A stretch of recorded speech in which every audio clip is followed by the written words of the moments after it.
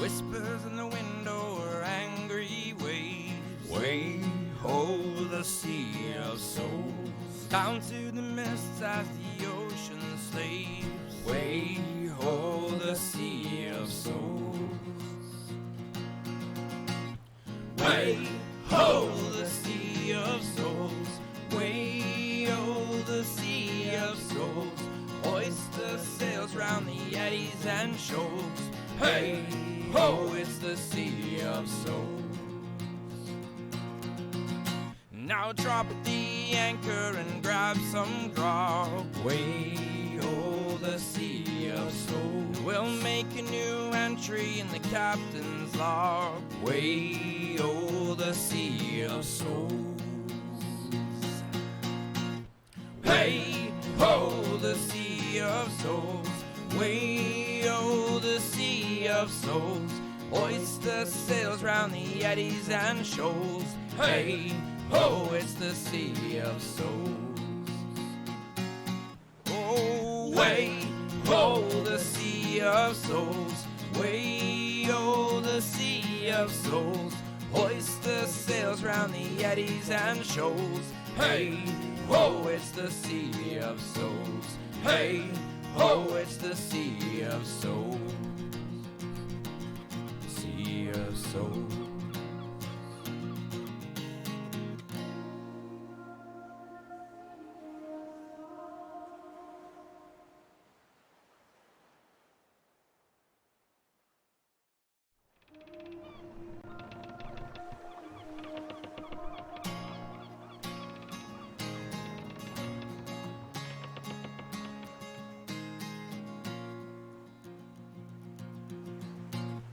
Whispers in the window are angry waves. Way ho, the sea of souls. Down to the mists as the ocean slaves. Way ho, the sea of souls. Way ho, the sea of souls. Way ho, the sea of souls. Oyster sails round the eddies and shoals. Hey ho, it's the sea of souls. Now drop at the anchor and grab some grog. Way ho, the sea of souls. We'll make a new entry in the captain's log. Way ho, the sea of souls. Hey ho, the sea of souls. Way ho, the sea of souls. Oyster sails round the eddies and shoals. Hey ho, it's the sea of souls. Oh, way ho, the sea of souls. Way ho, the sea of souls. Oyster sails round the eddies and shoals. Hey ho, it's the sea of souls. Hey ho, it's the sea of souls. Sea of souls.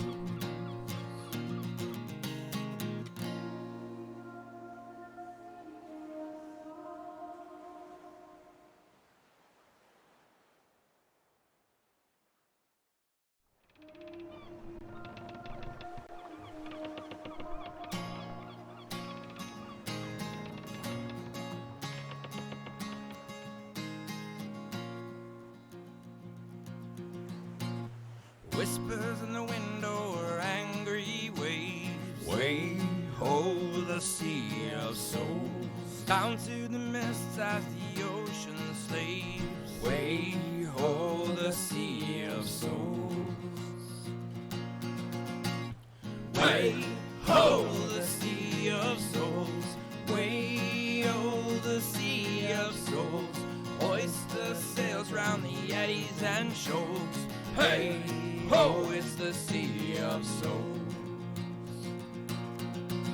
Now drop at the anchor and grab some grog. Way ho, the sea of souls. We'll make a new entry in the captain's log. Way ho, the sea of souls. Hey ho, the sea of souls. Way oh, the sea of souls.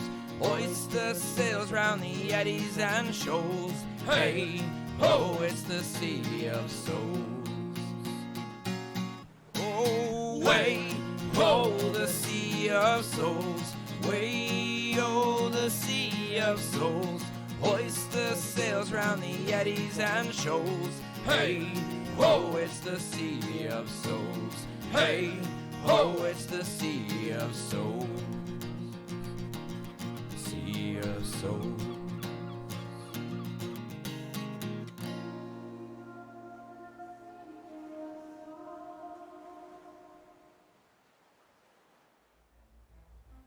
Ahoy, every peoples!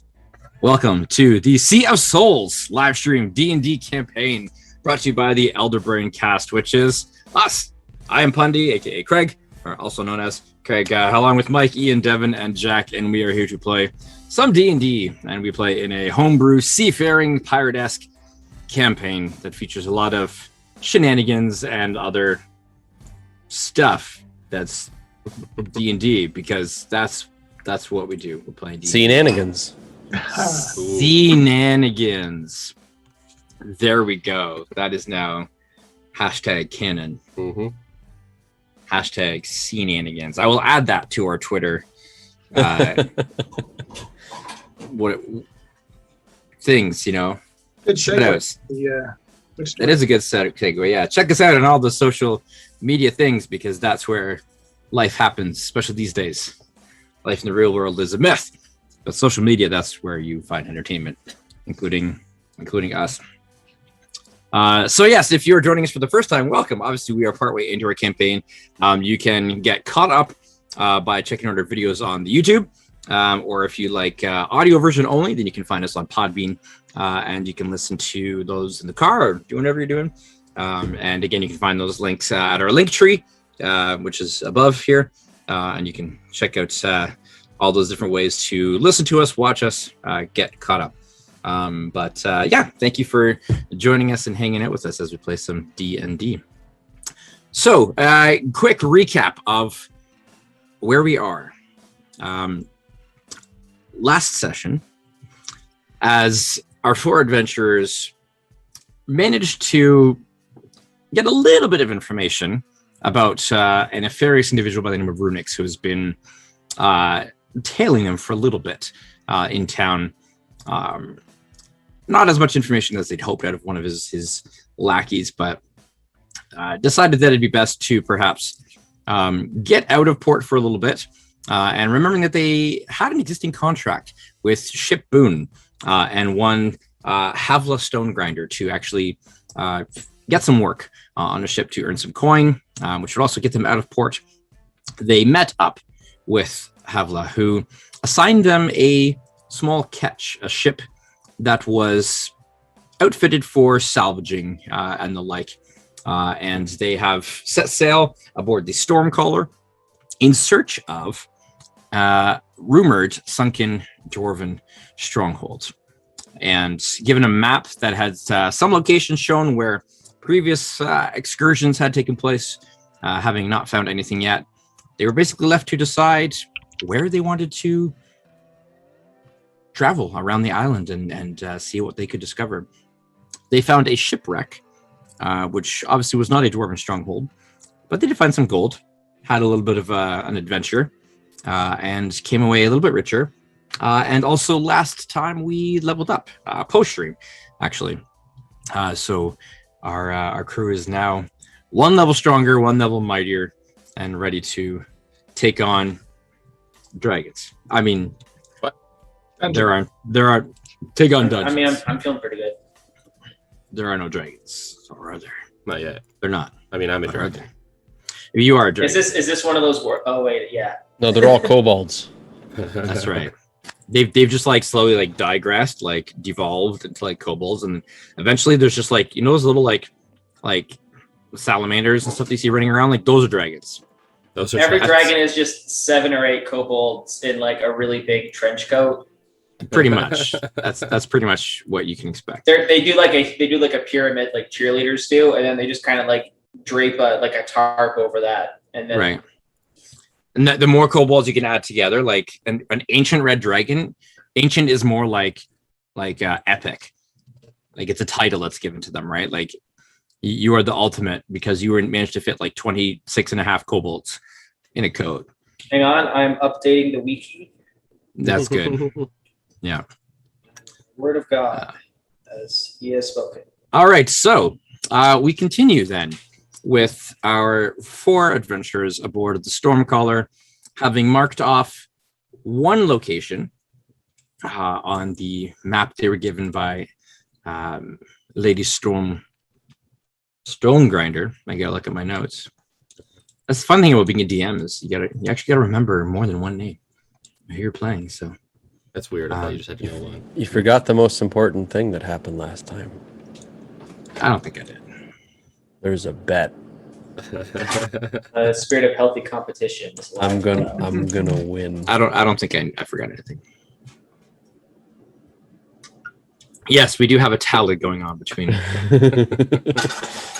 2 of our would-be heroes or heroic individuals. I'm pretty sure I see 3 names there. So This is true. Yeah. Yes, there has been an edit made. So aboard the Stormcaller, having crossed off one destination, there are still half a dozen or so or more locations. Actually, there are exactly half a dozen locations left that are potential spots. It doesn't mean they're the only locations, but these are sort of marked as the best possible spot given all the information that House Boone or Ship Boone has regarding this ancient stronghold that was here pre-deluge, before this area of the world was flooded, when there were vast mountain ranges and a large continent. So given old maps and records that they were able to find, some dwarven, some just from other sources, these are possible locations. The topography shifted pretty significantly during the deluge. It wasn't just a flood. This was during a worldwide cataclysm, which altered the landscape forever. So things got moved around a little bit. I'd never considered that one of these 6 remaining locations wouldn't be the thing. That we might have to find it somewhere else. Maybe it doesn't exist. Maybe the Dwarven stronghold is just the friends we made along the way. It's Atlantis. That's what we made along the way. You made an NPC named Dwarven Stronghold. You see, the real Dwarven stronghold was inside you all along. You just had to believe. Hey guys, thanks for finding me. All right. No, see, there was a typo. It's actually Darren. My name is Darren Stronghold. Okay. I was lost in a scuba diving accident. Be careful taking me up. I have the bends. All right. I'm going to write this guy's name down now because... Oh, jeez. Gonna run it down. I mean, that's my backup character. For example. It's funny because pre-stream we were talking about how, when as a DM, it's sometimes best when players just come up with ideas and stuff that you're like, that's awesome. And you just add it into your world. Even sometimes the non-awesome ones might make their way in. So thank you. Thank you, Jack. All right. Oh, man. Jumping in to the game. Captain Dinar of the Stormcaller, as he has been unanimously voted by his compatriots. The ship is yours. The sea is yours. Now, if I remember correctly, we had talked about going counterclockwise around the island. Yep. All right. So I guess we're heading to that southernmost location. And how long of a journey will that be? You want to head all the way. We want to go to. Let me just get my map here. We want to go to. Oh, dang it. Okay, that one. Okay. All right. So if I can get, are you proficient with navigator's tools? That's a good question. Oh boy. I feel like your background is the best chance of it out of everybody. I have proficiency with water vehicles. That is good. Is this like One Piece? Can we just like meet some quirky NPCs and recruit them to kind of fill out the other departments on the ship that we're lacking in? Yeah, there we go. I mean, Can we Lefty find and like Shorty. can we find like a funny gnome character to be like our chef? Lefty and Shorty might rejoin the crew at some point, but they're currently back in port. Okay, so you have proficiency with water vehicles, which is good. But do you have navigator's tool by any chance? I don't have it listed. No, I probably should. Okay. Although I wasn't the navigator on any of the ships that I served in, so. In that case, can I get either yourself or you can designate one of your crew to make a survival check? And this will be to essentially, you have a map, but you're attempting to navigate the best way to get there, given that there are shallows, tides and currents and the like. So this is you. Whereas coming to this point from port was pretty much kind of a straight run. It gets a little bit trickier now as you start to try and navigate, weave in and out of the islands and the shoals. I have a +5 in survival.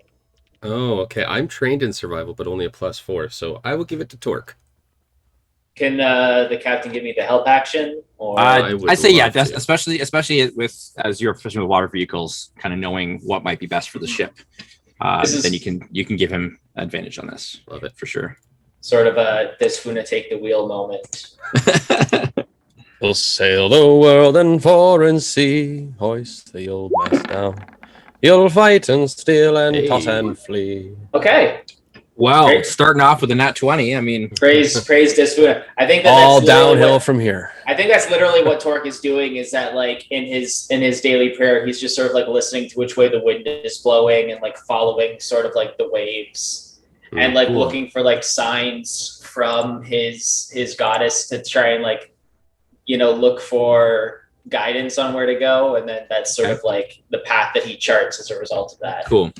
I almost kind of picture Torque like one like hand in the water, kind of like sensing, just kind of like feeling, and as you kind of There he's like in the bathysphere, just hanging off of it. yeah, you feel some slight shifts in the water, and just become very in tune with the currents and get a real sense of kind of where the water flows. And even though most of the water around here is shallow, there are reefs and the like. You have a pretty good sense of a good route that would essentially take you actually closer to the main island, and just kind of in a big arc there, which will take you out of some of the headwinds that can kind of come as you approach the outer sea. And so avoiding those headwinds, especially in a single sail 4-crew ship, would be advantageous for you. And so given good weather and given being able to follow good currents, it'll probably be about a day. Could be less if you get a favorable wind. It'll be less than a day, but you're looking at a day max. So, just so that I'm understanding here, we're going. What time of the day are we leaving our current location? Like midday? So I think what we'd understood last time was it was close to evening as you had kind of finished up your excavation, Okay. and then the option was available to you to return to port or to continue on. But either way, you can get a rest on the ship. So if you stayed on the ship and rested early morning, you kind of got the whole day ahead of you. Okay. Because there is a galley and crew cabin like on the on the boat. It's not a massive boat, but it's large enough for your purposes. Well, I suppose we're not technically in a rush, so we'll sleep through the night and make way in the morning. Well, if Sounds it's gonna amenable to myself. take us that long, it's gonna take us that long. All right then, we'll hunker down for the night.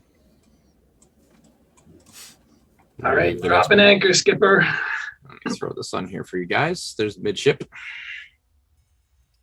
And it's 1 for the hot sun above, 2 for the empire we love, and it's 3 for the fire that burns down below.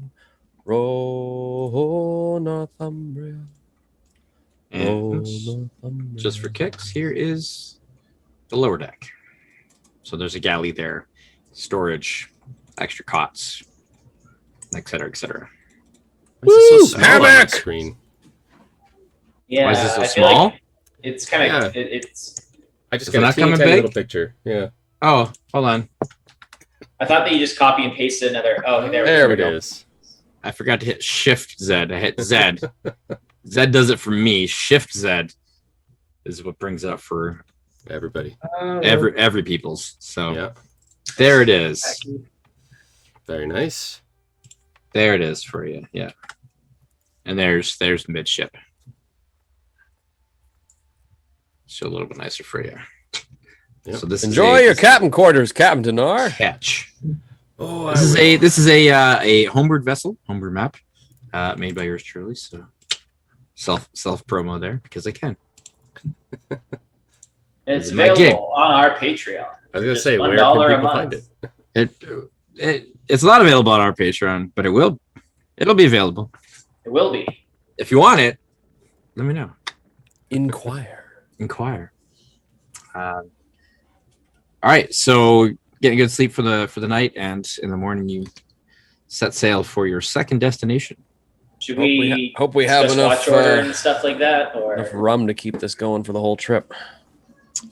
You have enough. So I think we'd established last week or last session that you have. I think it was about 3 weeks worth of rations, which does include grog. It would include some rum in there as well.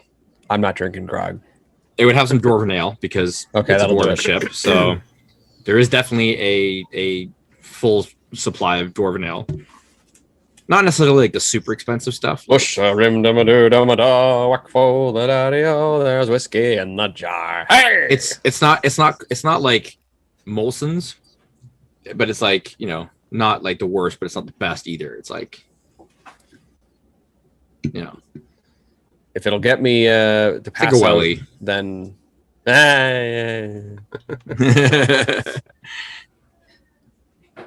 Okay. Stork, you would like to set watch for the evening? I think Torque would volunteer himself for the first shift, and then just sort of let everyone decide amongst themselves who. Flick wants should to go probably out be on there. watch at some point. Yeah, stick me in whatever. I'm good to go, Coach. All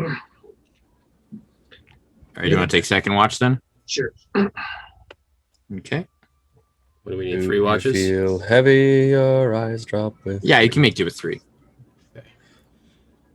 Well, since Talen's half in the bag already, I guess Dinar will take third watch.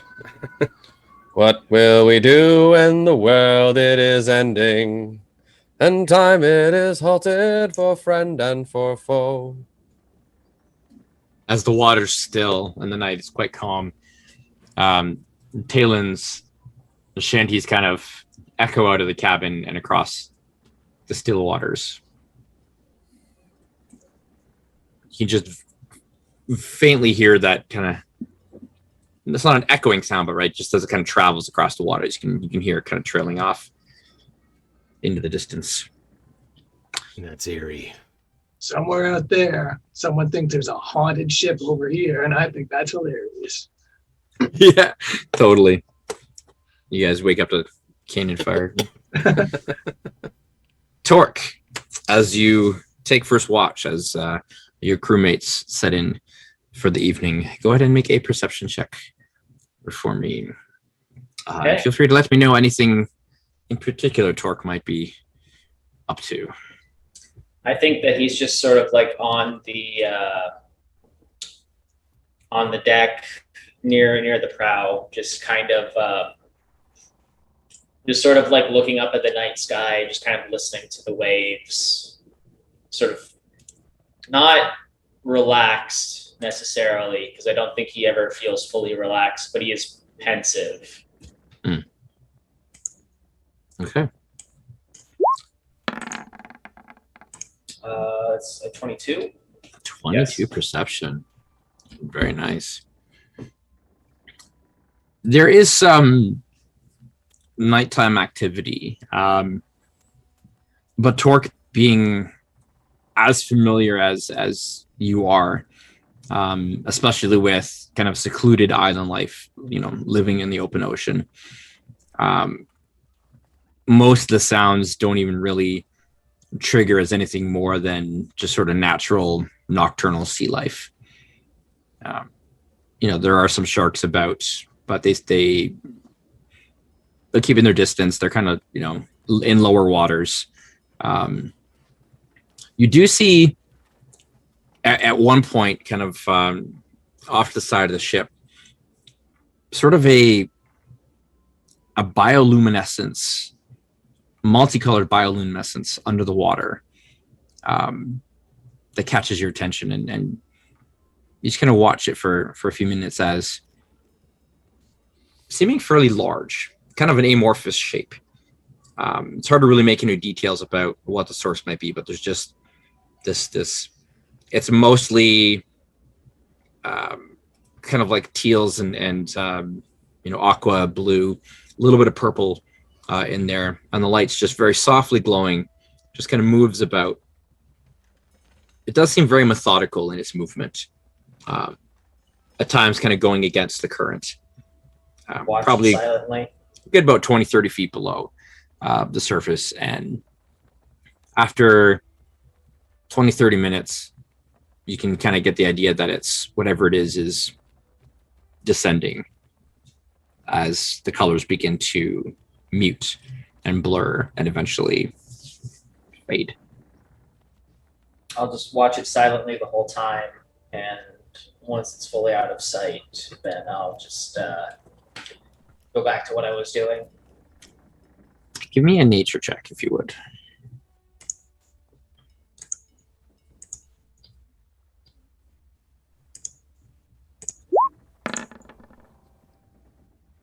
Wow. That is, I think, my third 18. 17 in a row, counting the advantage roll I rolled before.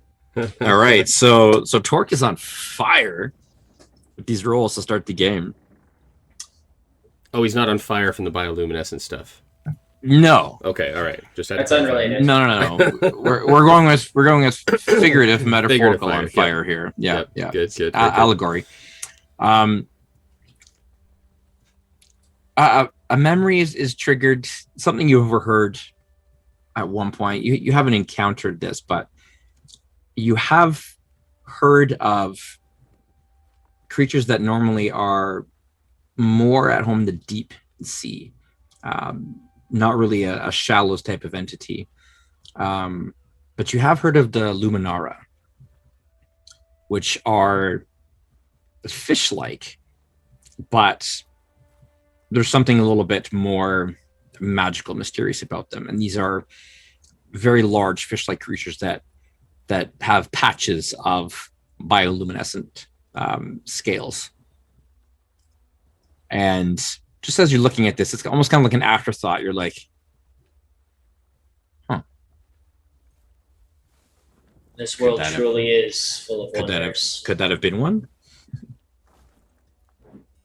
Torque just kind of like leans back, and to no one in particular, he just says out loud, "This world truly is one full of wonders.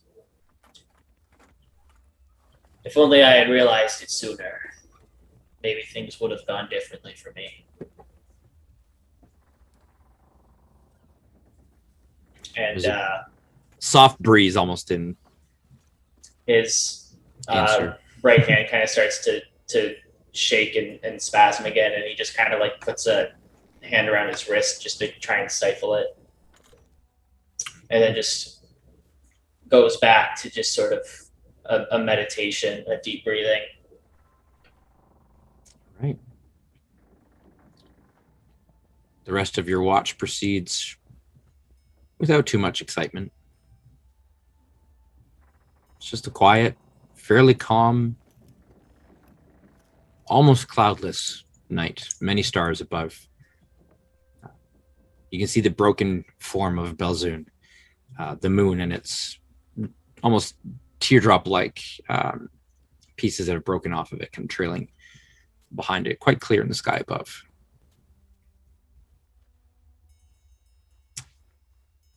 And as your watch comes to an end,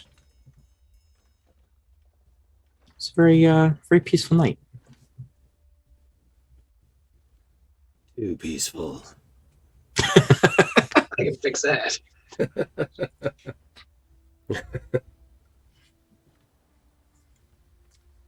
Flick.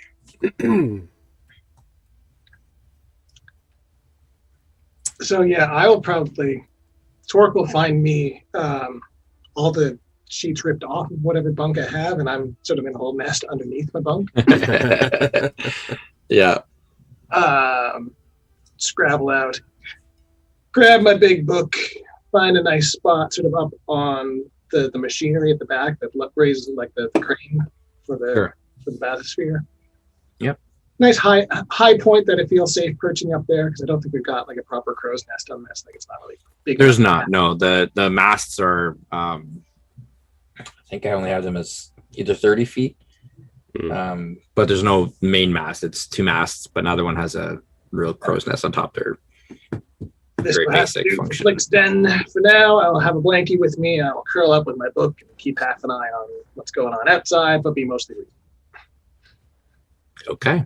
Because I finally found a pronunciation guide in the back. Holy shit. There we go. It helped me sound out some of the bigger words, and I'm starting to get some of this crap. It's fantastic. I got something to follow. Emphasis. That's what I was doing wrong. Cool. All right. Why are all these letters silent? Why put them there? Right? It's a trick. Language is a trap. Well, see, now I'm putting all the swears and curses inside so I can use them. It's great.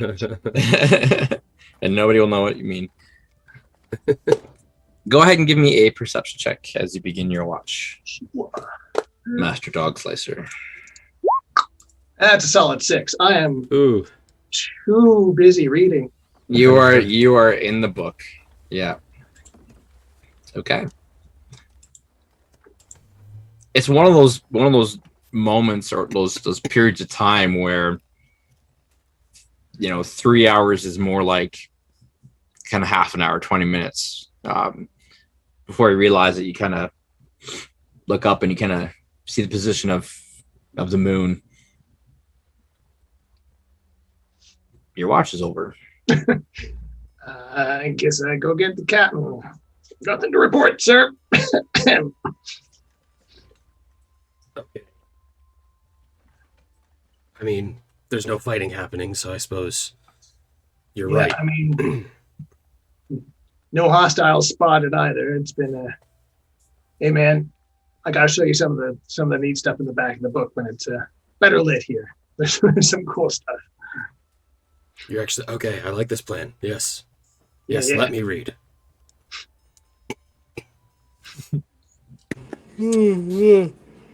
Dinar, where are you taking your watch? Dinar will be taking his watch. Let's see. I think Dinar's going to stand at the front of the boat, kind of leaning on the ledge, looking out.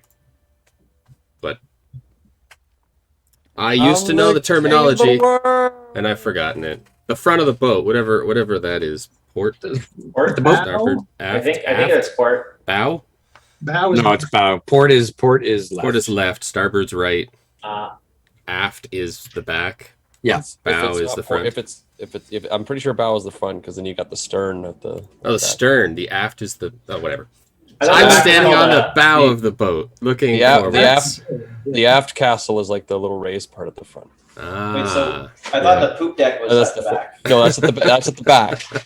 That's also the at raised back. part at the back. All right, so Dinar's at the front of the boat. Yep. Dinar's at the front of the boat, just kind of leaning on the railing. Maybe turn around On every the now and hood. then to take a look back at the rest of the ship. He's on the hood. He's on the hood. the bonnet. Yes. Yes, that's The right. bonnet, yeah. All right. Captain, give me a perception check, please. It's a 9 plus my 1, so 10. 10. Okay.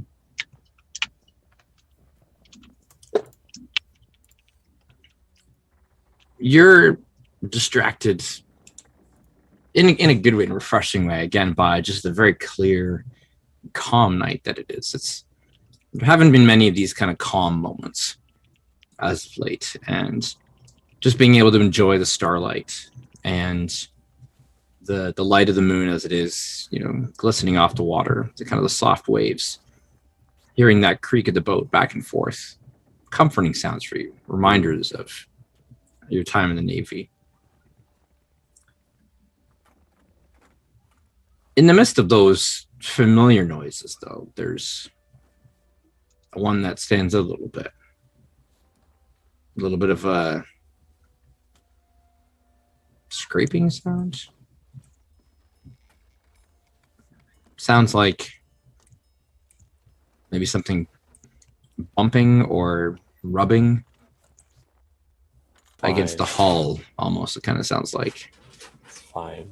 It seems to be coming from the starboard side of the ship, the right side of the ship. Dinar will, where he's at the front, he'll go kind of starboard side, but not all the way to the middle of the boat, but on that front portion, and yeah, like maybe by that first cannon there, okay. And see if there's anything to see down the side of the ship. Okay. Give me a follow-up perception check, if you would, please. Okay. Give me something better than what I first rolled. Nope, that's worse. That's a 5. 5. So 6. 6, okay. You look closely. You're in a good start, but Jack used up all the good Jack rolls. used up the good rolls. Yeah. I only used up the 17s. There's 19 other numbers on that die. It's true. It's true. You're searching, intently and looking, and as you're standing there, you do hear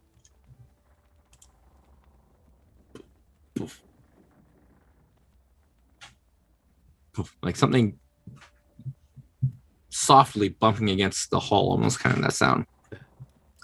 But you look and you can't see it. It's there's not a regularity to it. It's not very loud. It's just every like 10 or 15 seconds or so, somewhere in that proximity, you kind of hear it again. You got to strain a little bit to hear it, but you don't see anything.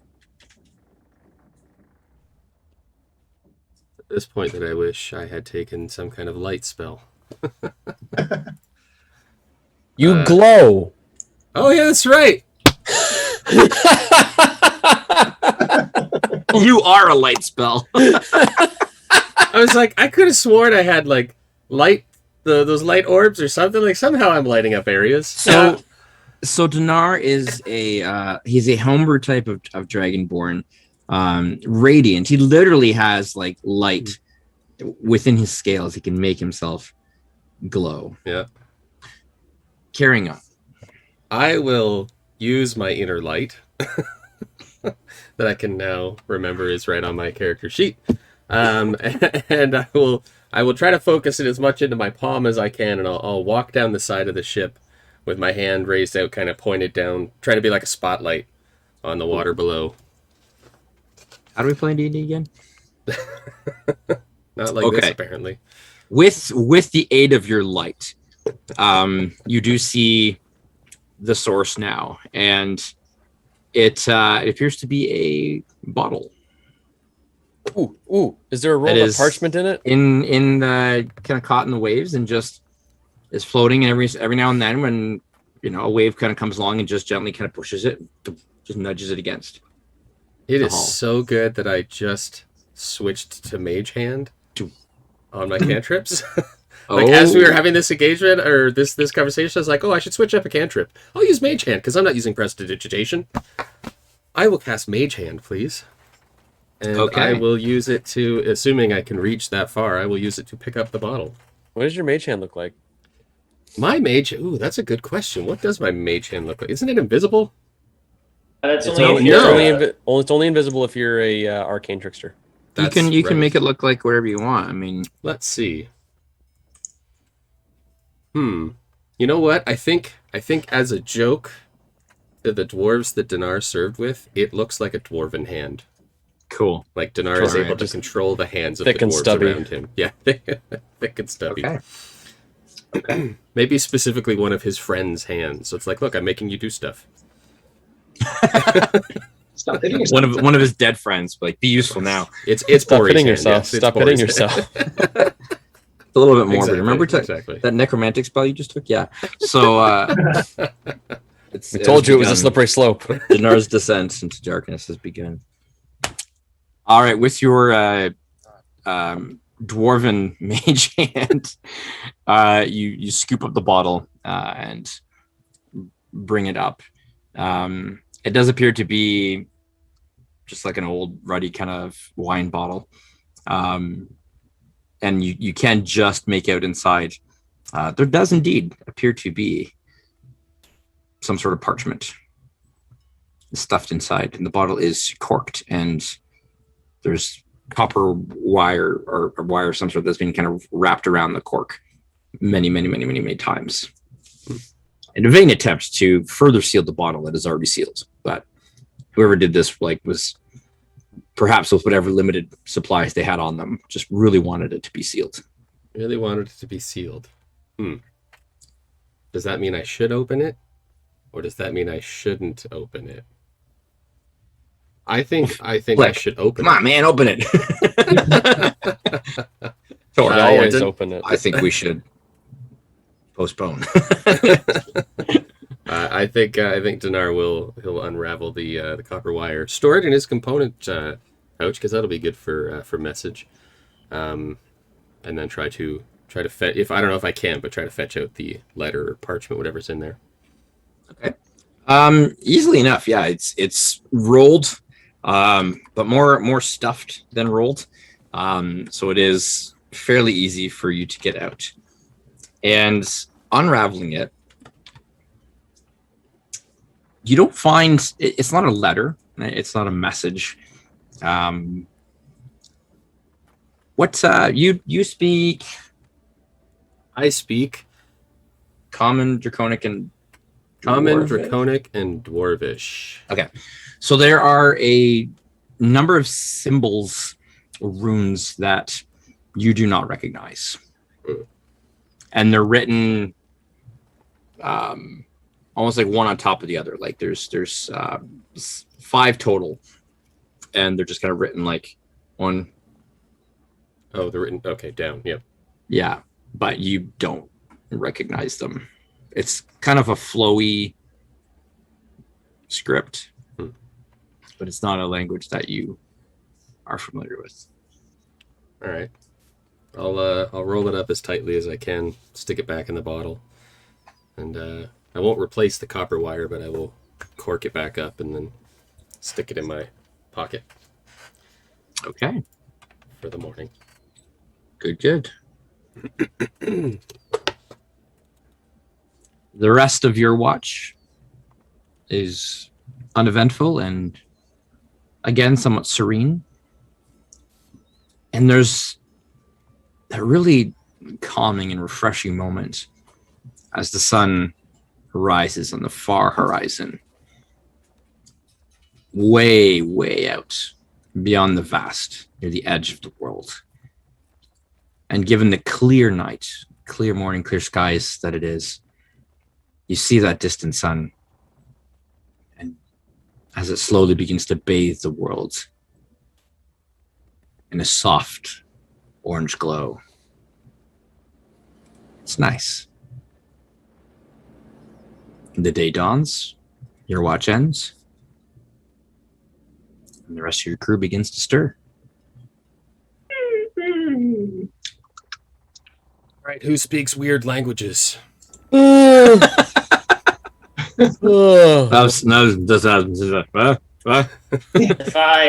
weird, Captain.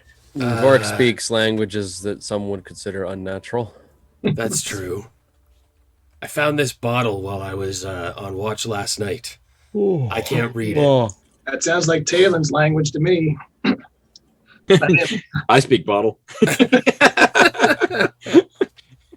Dinar will go and uncork it, pull the parchment back out.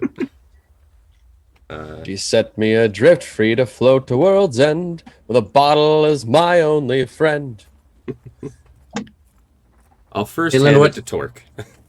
Torque, okay. Torque, what languages are you familiar with? Torque can apparently read and speak all kinds of weird languages. I mean, I can speak Common, Draconic, and Primordial. That's see, all kinds of commonly weird things.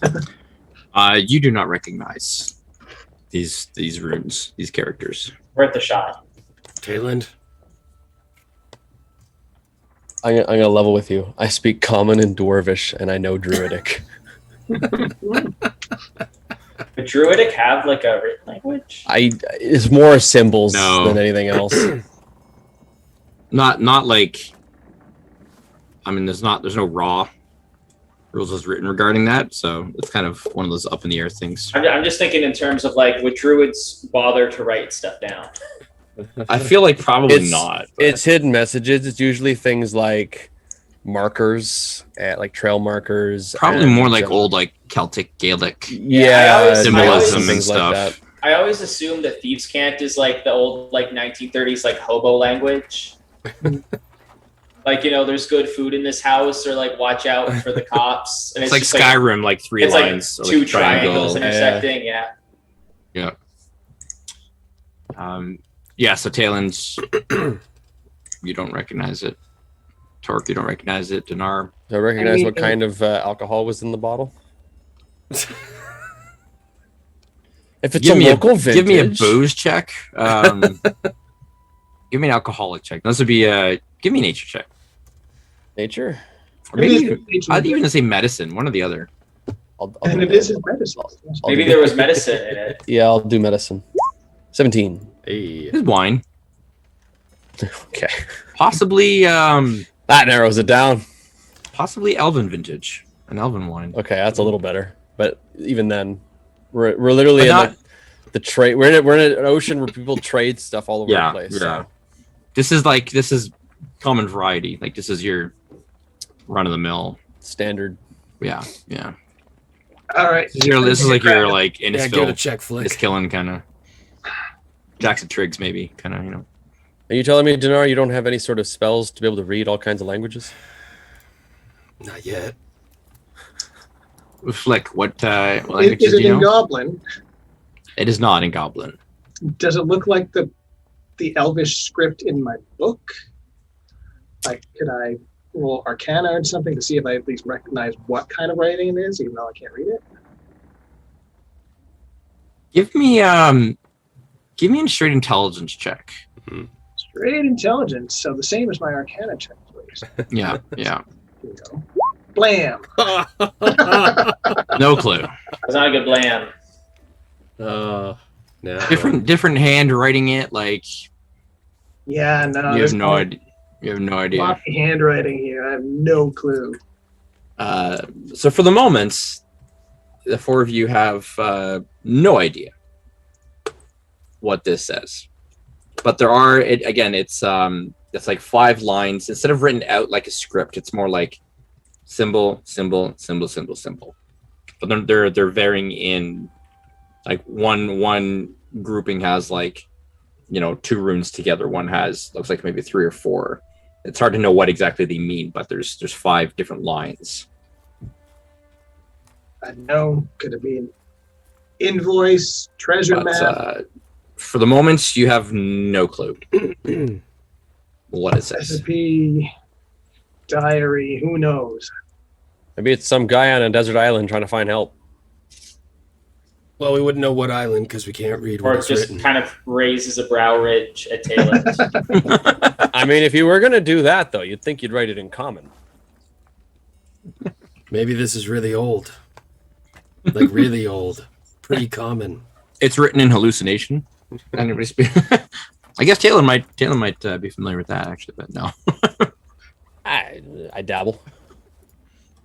So you can store that away, I guess. But yeah, we'll definitely keep a hold of it. Yeah, Dinar will put it back in the bottle until Dinar gets around to learning comprehend languages. Let me just see what level it is. Is it a level 1 spell? It's not that high. I'm pretty sure you're capable of learning it. Yeah. It's Being a wizard, it's also a ritual spell, and you should honestly just try to learn every ritual spell you can because you don't have to prepare them. I know. Very true. true. Wizards are so great. All right. Yeah, it's a first level spell. I could have taken it. Stormcaller crew. All right. Are we actually going that close to shore?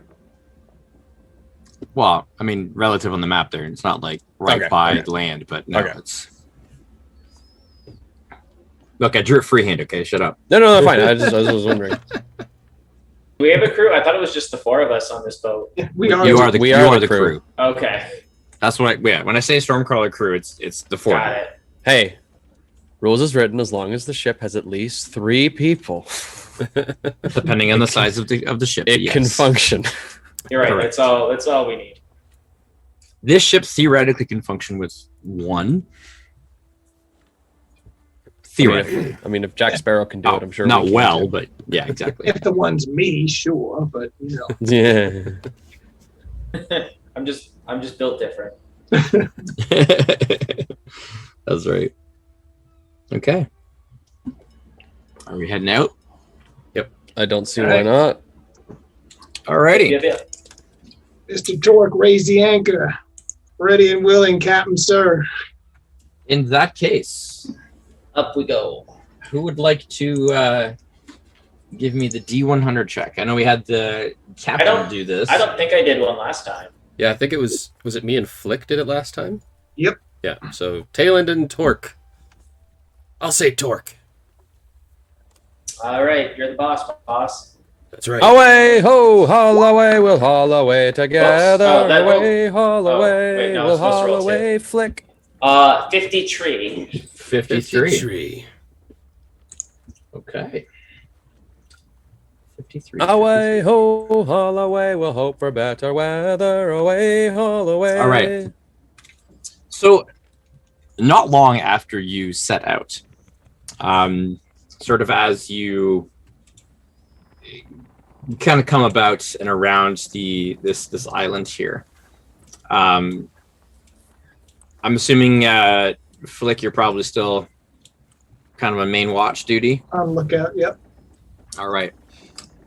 You notice trailing behind you, keeping their distance, a couple of shapes that you do recognize as the same figures that had assailed you at the shipwreck. There are some Colinth Huh. that they seem to be keeping their distance. Define distance.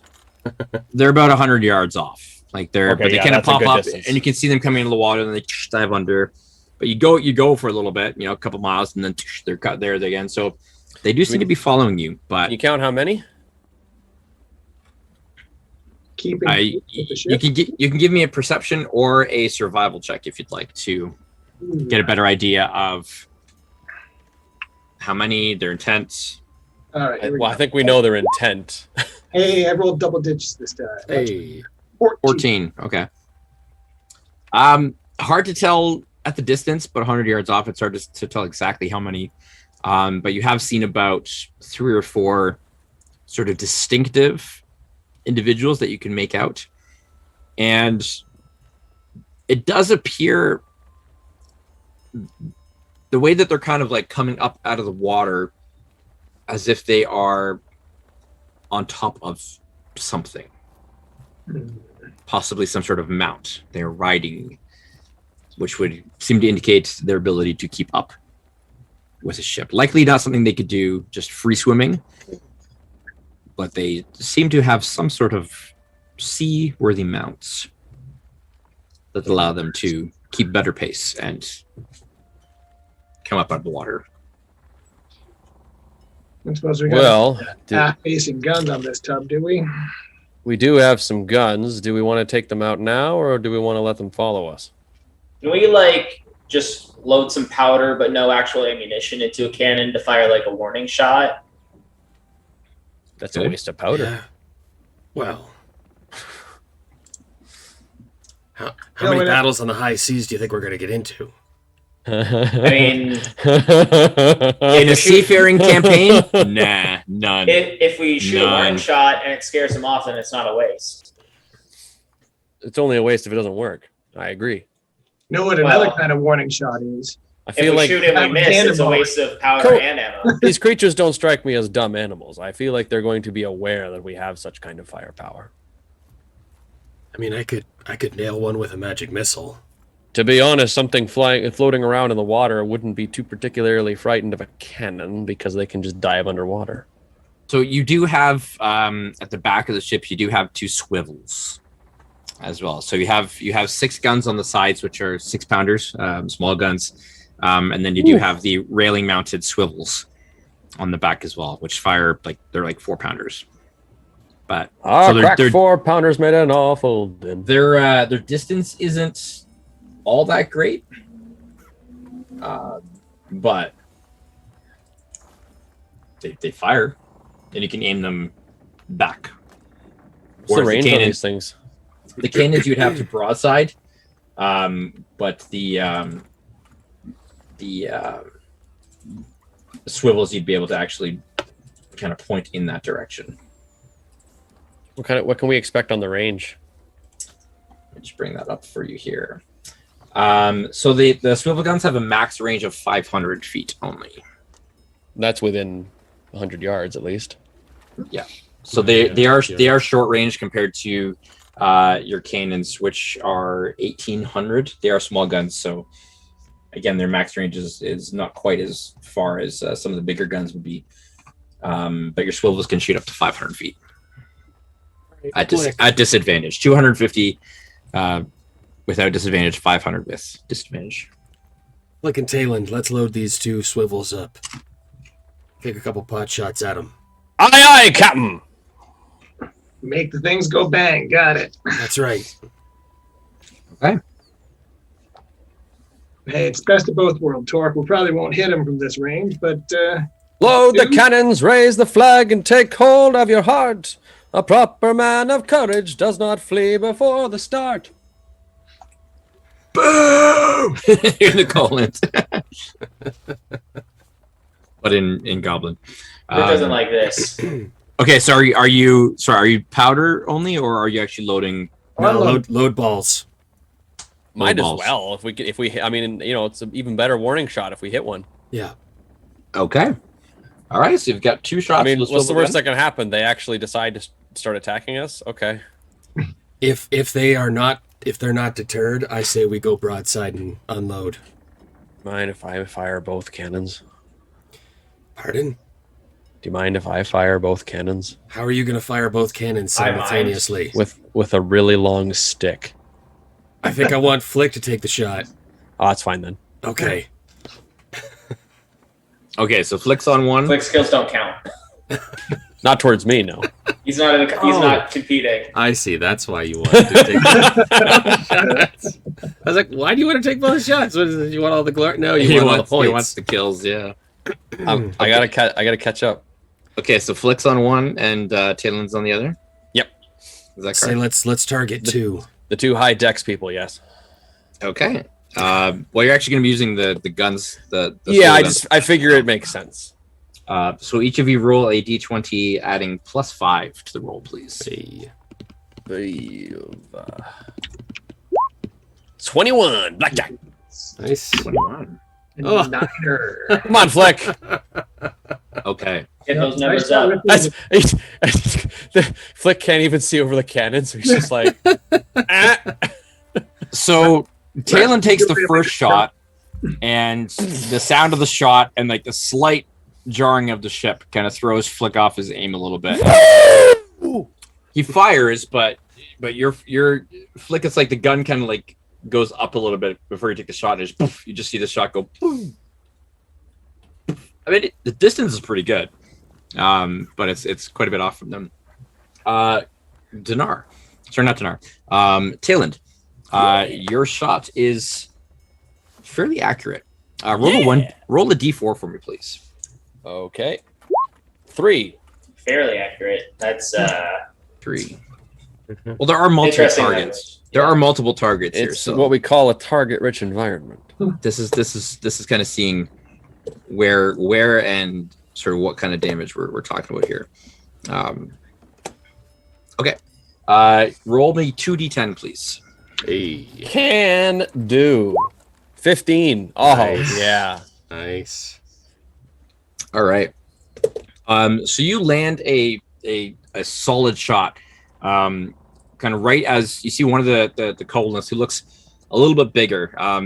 It's kind of coral shells on the shoulders, seem a little bit brighter as well. It's got a nice trident. It's raised up quite high out of the water.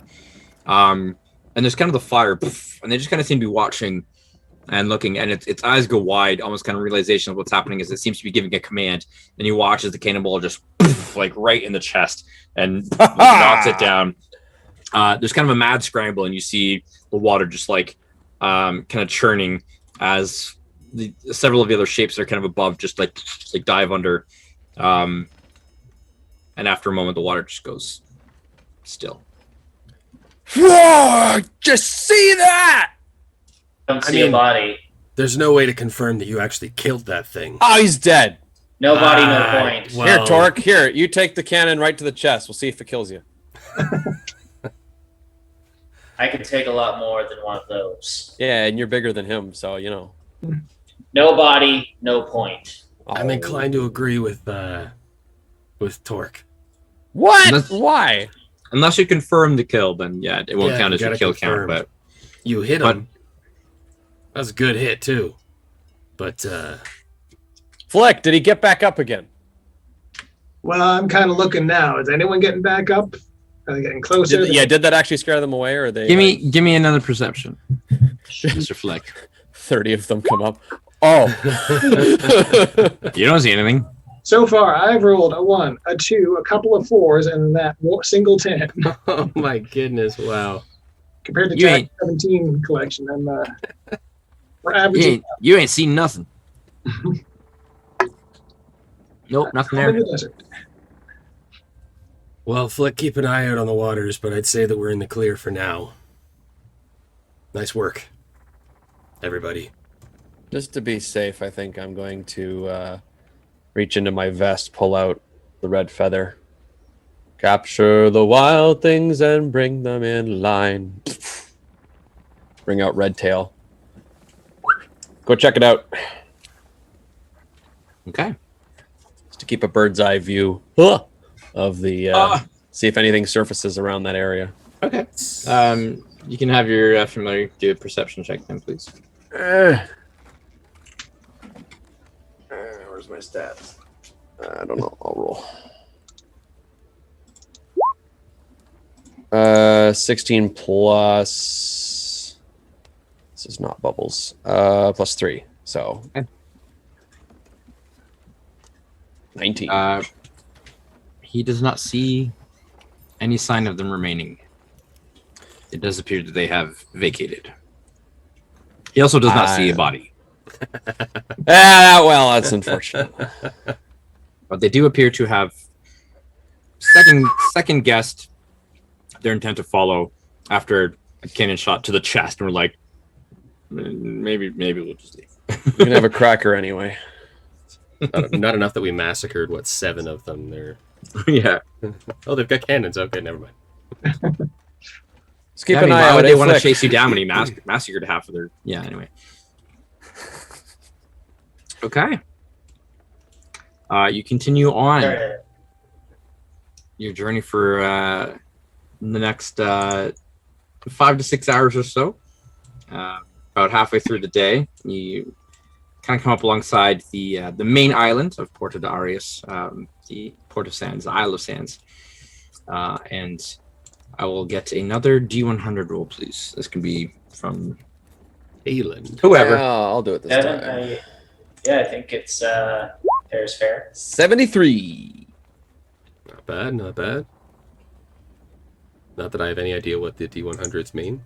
Oh, we'd be all right if the wind was in our sails. Oh, we'd be all right if the wind was in our sails. Directly ahead of you, a ways off, probably about a mile. You're watching the calm seas. There's enough of a tailwind. It's not a strong breeze today, but it's enough of a tailwind to kind of give you a little bit of a boost. Fairly pleasant day. And you suddenly see a massive shift in the water as the water just kind of breaks in a bit of a tidal surge, enough so that the water, the ripple actually causes whitecaps, waves to come rushing out towards the ship. And it doesn't take long as the waves kind of come and you can feel them hit the front of the ship and rock you back and forth a little bit with pretty significant force. We tell what it is? I guess not from this distance. Yeah, is there a point of origin for this? Like something below water. Oh yeah, okay. Give me a nature check.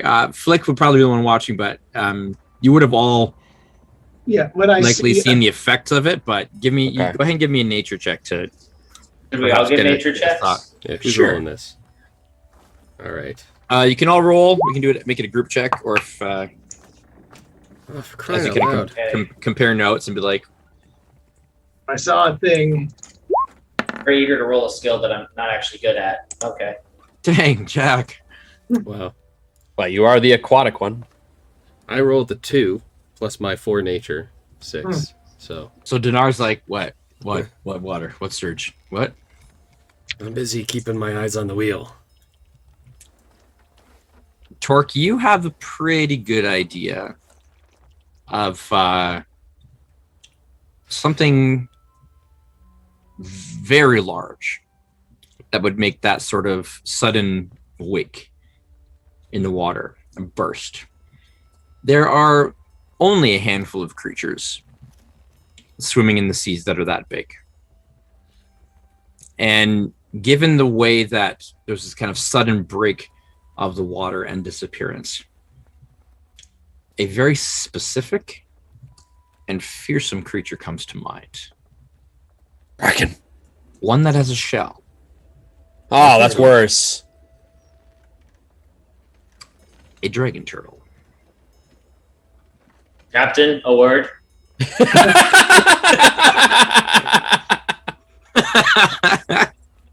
What's up, Torque? That's awesome. I've seen this before. What made that wake? It's not something that shouldn't be trifled with. We should adjust our course accordingly. Try and keep a wide berth of it. What are we talking about here? How familiar are you with a dragon turtle? At that, Dinar's eyes go a little bit wide. I'm sure the Gungrim Navy has had their run-in with dragon turtles in the past. You've heard of Gungrim turtles. Yes, you've heard of dragon turtles. Yeah. Everybody's heard of dragon turtles. Recognizing the signs is something a little bit more specific, but and anybody who sails the seas knows enough tales of the dragon turtle. Is it normal for them to be this in water this shallow? Given your 20 on nature, I would say it is a little bit unusual. They tend to navigate deeper waters. Even just given their size, their immense girth, they tend to need much larger bodies of water to kind of sustain their habitat. So to enter the shallows, they are likely hunting. I'm not sure what brings it this far to shore. It's either very lost or very hungry. Either way, it's most likely mad as hell, and we should steer clear of its path. Yeah. All right, let's plot a new course. Craig, just to be clear, where is our spot of origin on the map? Right in about this area. Okay.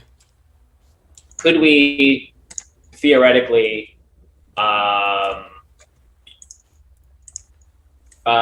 just change course enough, go like sort of around the island and kind of circle around it this way? like put some land masses between us and it? I mean, we could certainly go around the islands that way. My concern would be if it was to go back out to deeper waters, that would be the way it gets out. But that would also. I mean, it's sort of a ring around the rosy, because if it's already headed this way, then we might be able to circle around it. I don't know how long it takes one of these things to turn around, but we might be able to, give it enough of a rope-a-dope that we're able to sort of like, put some distance between us and it before it really, gives chase in earnest. Do we have an idea of its heading? The alternative would be what you saw. You didn't really catch enough. All you saw was basically a break in the water that kind of seemed to come straight up and then just a ripple out. So the alternative would be to try and navigate this narrow channel here, and that's what I was wondering as well. And hope that it doesn't want to go there for a risk of beaching itself. However, we do have to kind of head in its general direction in order to do so, which means that it could overtake us. Yeah. Is this information that the Inflict should be made aware of? I think that at this point we are like a team huddle. We're deliberating this. Yeah. This we have to decide quickly. That's what I was assuming. Yeah.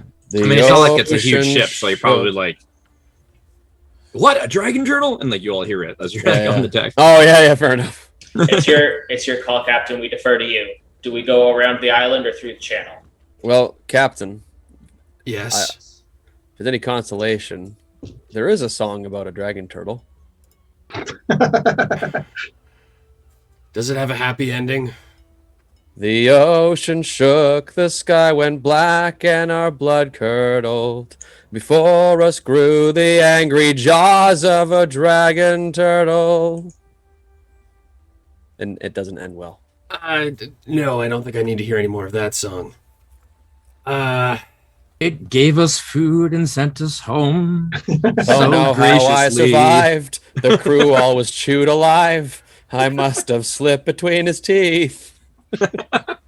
Look, worst case scenario, I suppose I could try to reduce it if it does take chase, and we can. Oh, good. So it'll go down from gargantuan to huge. Yeah, from gargantuan to less gargantuan.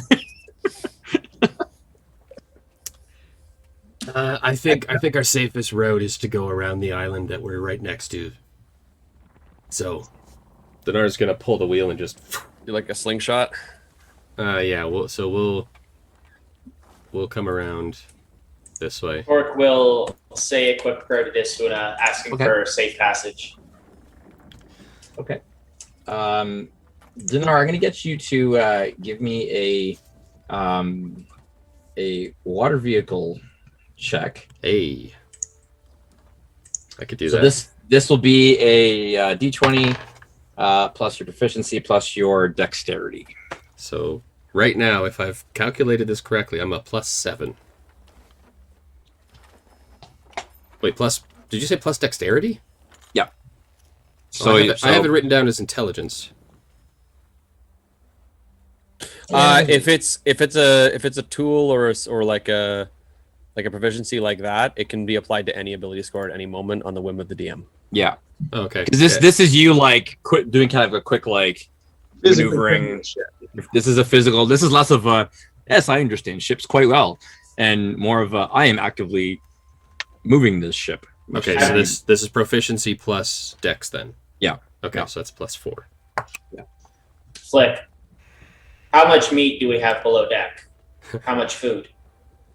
I mean, we got dried jerky and all sorts of stuff that we got a couple of months of provisions down there. We're bring up some crates and prepare to jettison. If this thing ends up giving us pursuit, then we might be able to slow it down with a distraction. It's not a bad idea. Out the rum. No, we'll not. What'd you get, Dinar? I rolled a 9 plus my 4 for a total of 13. 13. Okay. You are able to turn the ship. not as gracefully as you would hope. And there's almost a bit of a moment of panic in the situation where you're just kind of like, and you just kind of like yank on it and kind of forget some of the finer subtleties of navigating a ship. And so as a result, as you do kind of make a sharper turn than you would hope, you yourself kind of kick up a wake from the ship as the water kind of goes out towards your original destination.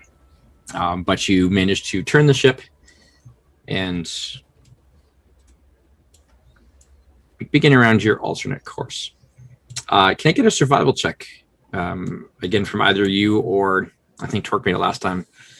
To get an idea of what sort of time you're adding to your.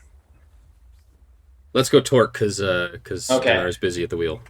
And since you're busy, I won't get the help action for this, but Dinar is taking the wheel. Oh, I rolled bad. It's a 14. 14. Okay. You're not 100% sure, but you estimate you're at the very least you're probably going to add about 3 hours, 2 or 3 hours onto your a small could be price worse. to pay. Yeah. It is a calm again, like this the seas are quite calm today. The breezes that do kick up and stuff, you're not in danger of really sailing into any kind of major headwind or massive waves that are going to slow you down. So it's fairly navigable. Would have made a hell of a story, though. Us dying to a dragon turtle? Yeah. Yeah, quite a story. Not that I want that to be a story. Yeah, we wouldn't be the ones telling it, that's for sure. Exactly. So as you continue... Oh, sorry, go ahead. No, go ahead. I was going to say that I do want to go help Flick just get some of our crates and barrels of rations up to, and just have them on deck near the back of the ship, just in case we see that thing following us, we can throw them overboard to try and Sure. placate it, and then put some distance while it's eating. Sure. Okay. You make your way around the southern side of this smaller island, and as you kind of clear out into a little bit more open seas again, and you can kind of get a good look at the original origination. That's not even a word. Origin point of the dragon turtles breaching. You see in roughly the same area, but a little bit closer to shore, actually. So in the direction that you originally were heading, a second breach. And being attentive now, you're all kind of on guard. You're kind of sailing, and you're just kind of looking, and you're watching the waters. There's that, that calm, nervous. That's an oxymoron, but it's still it's calm, but there's that nervous energy where we're all just waiting. And you're what's going to happen? And as the water breaches, you just catch a glimpse through the break of water, this massive eruption of water that comes out of the sea. You do catch sight of an enormous shell, larger than most ships you've seen, large enough to be an island unto itself. And along with that, coming out of the water, a claw. Again, this thing is like a mountain in size that just breaks out of the water. And there's kind of a little bit of that echoes out across the ocean as it slams back into the ocean again. And the wake just carries out again, violent enough to reach you in in short time, and to rock the boat slightly. Rock the boat, don't rock the boat, baby. Rock the boat, don't tip the boat over. Torque, given your role previously and your little bit of more understanding of these creatures, there was something mournful in that cry. Pain, anger. It wasn't a roar. It wasn't a a sound of rage or threatening. It was sounded pretty threatening to me. Of course, but there was something hurt. That the sound of a creature in some sort of pain or anguish or despair. Can I roll insight? Sure. Psychoanalyze the sea monster? Absolutely, yeah. Now, tell me, Mr. Dragon Turtle, what is the cause of your pain? Okay, Jack MVP, like tonight. Natural 20. Are you kidding me? Wow. Okay. Praise Desfuna. This was a cry of pain, of great pain. This dragon turtle is hurt and is kind of almost in a like thrashing in despair, a bit of confusion in there. So there's something wounded, which in itself is a little bit alarming that something could do damage to one of these things, but it is hurt. I think Torque has a pretty good idea of what may have been the cause of that. He's not going to make this information known to any of the other crew members, at least not intentionally.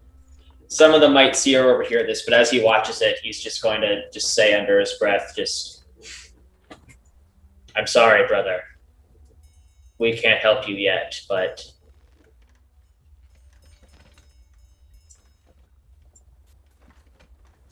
we'll see what we can do to stop whatever did this to you.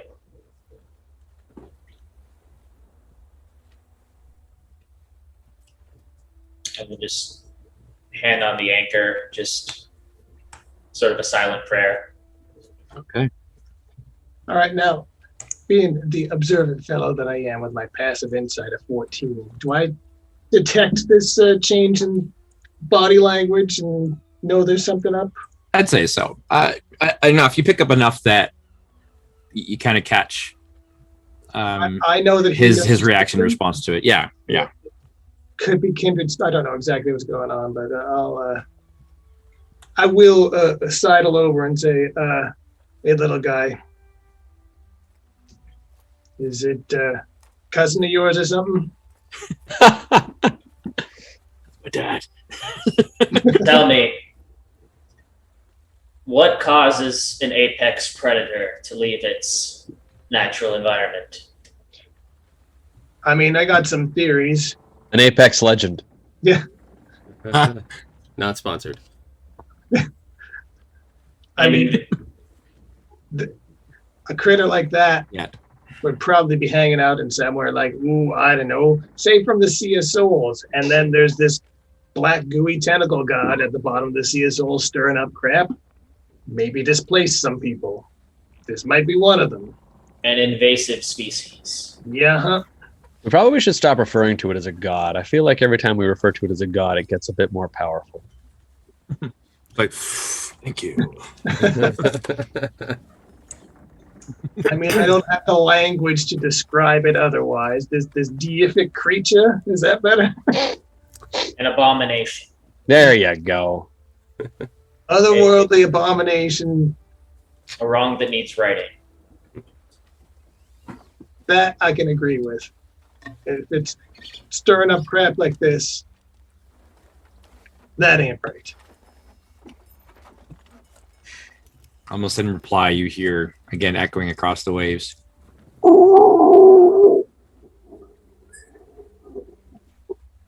Nothing else is a navigational hazard. Come on now. All right.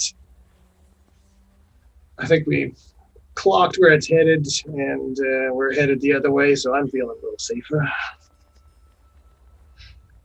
So reaching high up on Torque's back as I can, so give him a little tap on the way by there. All right. We got this, buddy. All right. So as the next remaining hours pass by, you do eventually reach your destination, and it is late afternoon at this point. And so you have the choice of whether you wait until morning to begin your excavation, your dive, or to go ahead with it. Well, since It's up it's to late you. afternoon, there's not a lot of light left, is there? Same as It's still decent light. Light does tend to. You're in high summer. You probably got another 5 or 6 hours of Oh, okay. light total.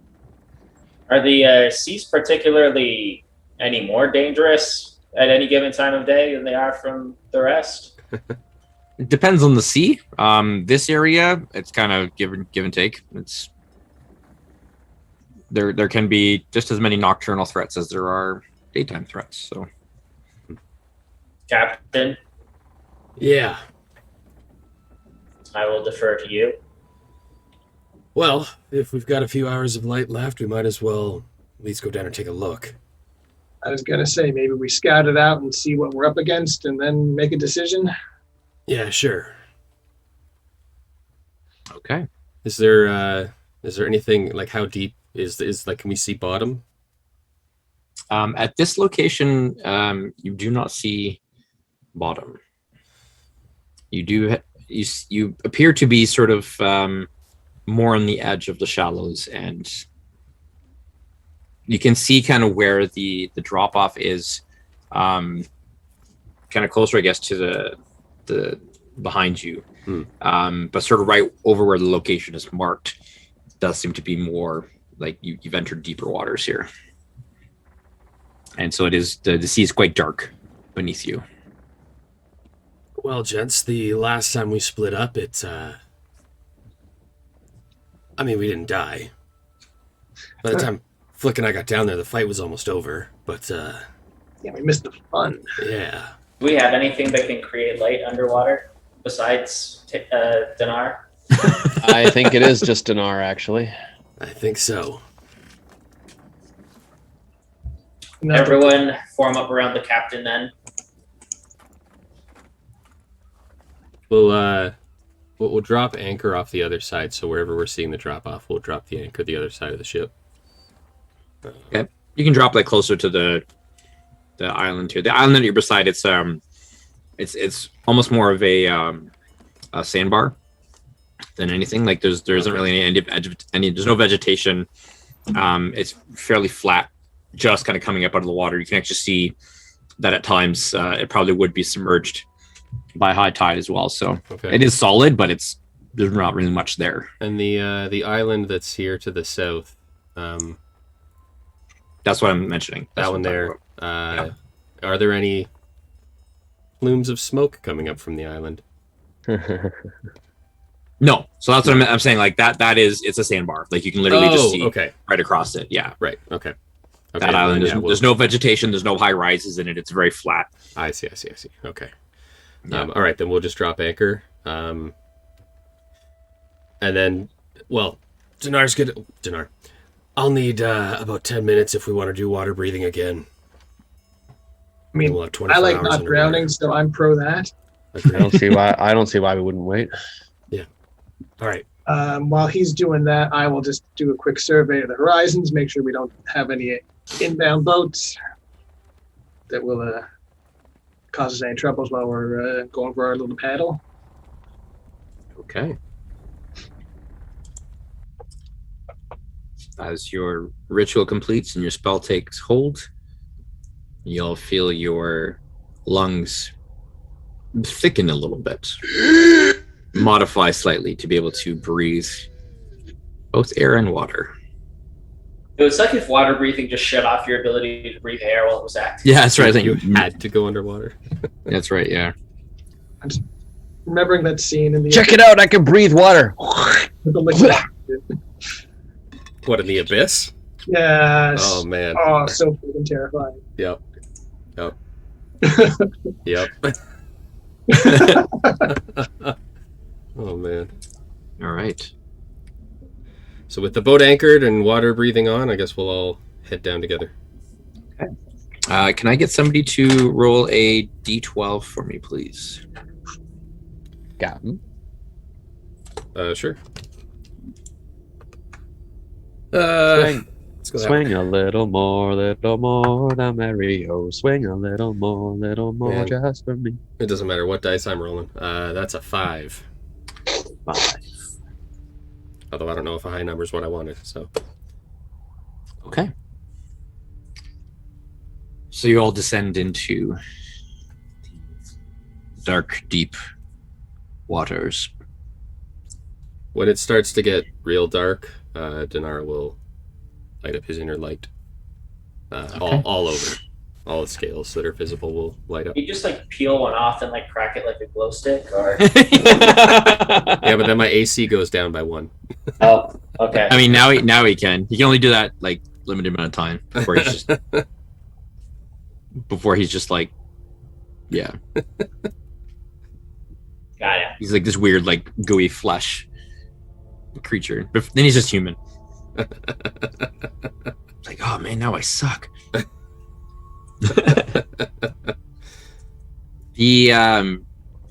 The water here is definitely deep, and you feel that cold coming up from the depth as you begin to descend here. A good indication again that you are in you're not in the shallows here. You know that this is you're quickly entering an area of water that doesn't get touched by the sunlight enough to really give it any kind of warmth. It filters through a little bit, but it is cold and it is dark. Your light illuminates the kind of immediate area around you. Yeah. There's nothing to see. You do not see a seafloor below you. How far down would you like to go right now? Does water breathing the spell account for pressure, or is that a separate thing? It does not. Okay. So, depending on how deep you do go, I'm not going super ultra realism here, but if you're thinking like we're going to go like 1,000 feet down, you're going to start getting into some pressure issues. 1,000 leagues under the sea. Yeah. That's the fun way to get the bends. So at the moment you're okay, but you can. I'd say you are aware of the increasing pressure. It's not enough to even be like uncomfortable yet. It's just like a weighted blanket. Like you know it. You could feel it around you. Like descending in an airplane. Yeah. Or like a roller coaster or something. Yeah. Like if you've ever had like a weighted blanket on you. Yeah. It's just that extra bit of pressure that you feel. It's not uncomfortable, but it's not. It's noticeable. You're like, oh, I figure we'll keep going until it starts to actually get uncomfortable, either because it's too cold or because of too much pressure. So how far down are we right now? If you've descended, I'm saying like if you want to go like 100 feet, 200 feet down, and you still don't see seafloor. 200 feet down, we still don't see seafloor. It's just dark around you.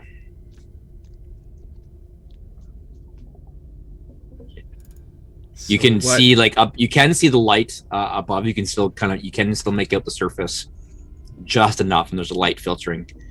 But you're quickly descending beyond that as well, and so the surface is becoming quickly out of your range of sight. It's gems. Dark. All right, Dinar's gonna hold up. Oh shoot, Dinar doesn't have five fingers. Dinar's gonna hold up 5 fingers, probably like this. And then we'll descend. Dinar's gonna go another 50 feet. Right, Torque will follow close. Both, to stay in the light and also just so that the captain isn't, left exposed, vulnerable. Of course. Are you? I would assume that the 4 of you are actively on lookout. Yeah, I'd say so. All right. Keeping an eye out, looking for anything that might be coming for us from any direction. So if I can get a perception check from each of you, please. Certainly can. 20. Such crap tonight. 8. Another 4. Thanks. Oh my god! Oh man! Goodness, Torque! Jack! Wow! I'm using them all up. Are you kidding me? Another nat 20? Wow. Just burning through them all. Well, Dinar rolled 11 plus 1 for 12. I guess being underwater counts as being in a sewer. I am like the anti Ali Beardsley. I only roll nat 20s when it's irrelevant. Man, this is crazy. What did Dinar get? 12 total. 12. Okay. Jack. Torque and Talon are T-bros here. Yeah, T-bros. That's not a thing. Don't make that a thing. Oh, it's a thing. You become aware you're in the water. It's almost more of a sonar, like auditory sensation than as opposed to kind of seeing. But you are aware there's something down here. There is something that is aware of your presence. Mm. And it is watching you. And Torque, as you kind of focus and kind of hone your senses in,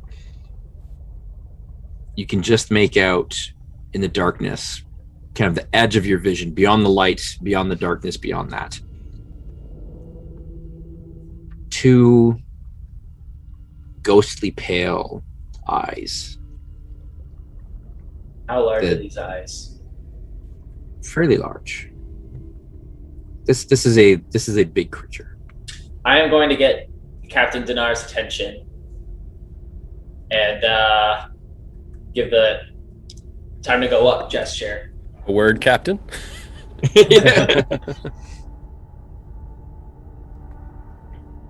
Sorry, you're going to give Dinar a what? Just like time to go, time to leave. Two thumbs up. Dinar will stop and then start making his ascent. Even though I think I have the highest swim speed of the group right now, Torque will stay near the bottom of the formation now, just to like make sure if this thing pursues, then he is, not. It's not exactly between them and the monster because we're in a 3-dimensional space, but like at the very least, if it pursues the group, then Torque will be the one closest to it if that happens. Okay. So as you begin your ascent back to the surface, Torque, you see that the eyes are kind of keeping level with you as you rise. That it is ascending with you. Still kind of staying on the edge, as far back as it can. Where you can still just kind of make out those milky white eyes. Do I see any sort of spark of like intelligence in these eyes, or is this just like a predatory animal? Give me a nature or an insight, either one. I'm slightly better with insight. It's got a doll's eyes. I think that's like a 11. I make that check too, since I can see it. Sure, let's see so. For you, Torque, 23. So for you, Torque, it's hard to tell. There's something unfamiliar about there's no irises. There's nothing really to see in the eyes to kind of gauge anything there. Tailend, you get the sense that there is there's intelligent intent in whatever this is. This is no mere creature, no mere beast. There's something a little bit more abhorrent to whatever this is. This isn't like a whale or a squid or something. This is else. And it is following you very intently and watching you very keenly. Gauging, weighing, thinking. It just continues to rise up with you. Is it getting any easier to see as we get closer to the surface? with the light being a little bit more. Give me a perception. I say if both Torque and Tailing can make one, or if one of you wants to make with advantage. What's your perception score? 7. Because you were the two who really. Wait, +7 or you rolled a 7? +7. Okay, I only have a +5, so I'll give you advantage on that. That seems like the better bet. 21. Okay. Focusing less on the eyes, and you kind of let your eyes. You know how like you can kind of shift your focus, right? You can yeah. let something kind of go out of focus to try and gather what's around it, and so you try to look beyond these two ghostly white orbs and try to get a better image of kind of general surrounding, and you can start to make out a vague shape, long and lithe, and 1, 2, 4, at least half of a dozen tentacle-like appendages. Okay, we'll keep going. Does Dinar have message by any chance? The ends of these tentacles, though, I do, yeah. seem to have some sort of almost like a feathered tip at the end. So it's less octopus or cephalopod kind of tentacle, but it's almost like they've got like feather-like feelers, kind of almost like in a spade, like an arrow head style, like coming off the tips of these long appendages. And as you watch, you can see as they can move in the water, they almost kind of like filaments. They just shift ever so slightly and seem to be sensing, tasting in the water. It is big. How close to the surface are we at this point? How fast were you guys? Are you going like dash speed? Like I would assume that we're hauling ass, yeah. Yeah, I kind of. As fast as it's safe, I think would be. Yeah. Okay. I mean, Torque is falling back deliberately to sort of like form a buffer zone between us and the thing, but okay. I'd say you probably at this point, to where the light has kind of started to be enough for you to make out these features, you're probably between 150 to 100 feet from the surface. How far are the nearest feelers from us? They're still at like the edge of your vision, so they're probably a good like 60 to 80 feet away. That's too close. It hasn't made any move to come closer to you. It's just kept pace with you as you ascend, but it has not approached. But nor has it backed off. It has just maintained pace and distance. While we're swimming, Torque is going to ready an action. Okay, what's your ready to action? Can I ready? Here's a weird question. Can I ready a bonus action as my ready to action, or does it have to be like an action?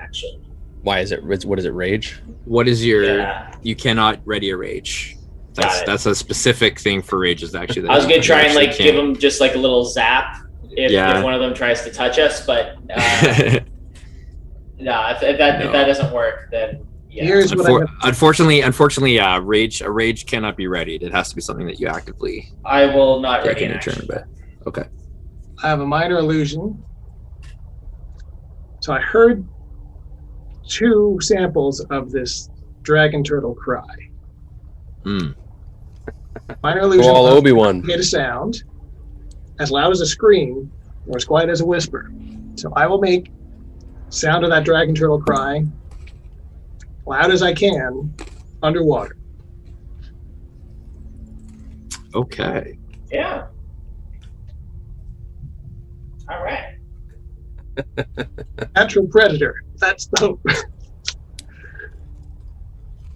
Assuming this isn't the thing that pushed Ditto out of its habitat. Yeah. I mean, hey, if it's up for a good fight. Give me a deception check, please. Deception, sure. And I'll give you advantage with the sound. Hey. And I will play. Which carries well in water and is a known. Most things in the ocean probably do know what a dragon turtle sounds like. and I will sort of make the origin sort of 30 feet to our left. Sure. All right, deception with advantage. Here we go. Drum roll, please. It's gonna be. I'm assuming this is also going to freak the rest of us out as well. Hey! Oh! I mean, since you, That's 20. Flex not being like, hey guys, I'm gonna make a sound here. So you all, the rest of you, including this creature, kind of hear more of that kind of echoed through the water.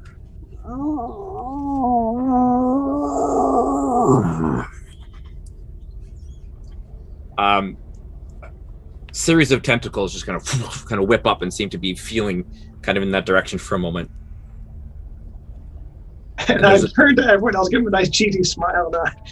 There's kind of a pause where its eyes don't leave you, but these appendages kind of seem to be moving in different directions and feeling. And ever so slowly, it just stops ascending with you. That's what we needed. We need a lead. And just kind of stays put as you draw closer and closer to the surface. And I'll say that Tayland, as the last one to really kind of make it out and to get a good look at it,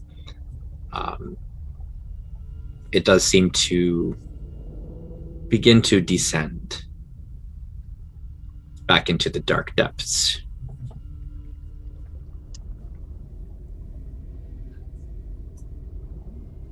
Seems to have lost interest for now. Well, that was interesting. You guys see that? No. What? Why did we have to ascend? Giant tentacle monster. Yeah, that's a good reason to ascend. That's what we thought. If I might make a suggestion, Captain. Yes? I think it may behoove us to make landfall and camp on land for the night. I think you might be right. Do you guys think that is why this location was pinged? Because of that thing down there? You think that's what they found instead of... Well, because we went down so far, it's not like you could see anything. So, what drew them to this location? We cannot rule out the possibility that there is the creature, but also the stronghold down there as well. Is it like the opposite of a fish finder, where instead of showing up as rocks and seaweed showing up as fish, it's like fish and stuff showing up as ruins? What is that blip? It's moving. Do strongholds move? No, strongholds don't move. Or maybe they do. I have not seen anything like this in my time. However, there is the possibility that this may be a nocturnal creature, in which case we could attempt another dive tomorrow, and perhaps we will be unmolested. Either way, did you have to use that word? Either way, the next time we go down, we'll be ready for it. So you want to see if we could sleep on it, go back in the morning, and see if it's maybe at that point asleep? That is correct, yes. Torek, you can actually swim really effectively. Why don't you just do some scouting? Well, because if Torek goes down there and this thing attacks him, then we have no way of knowing that. We have safety in numbers, yes.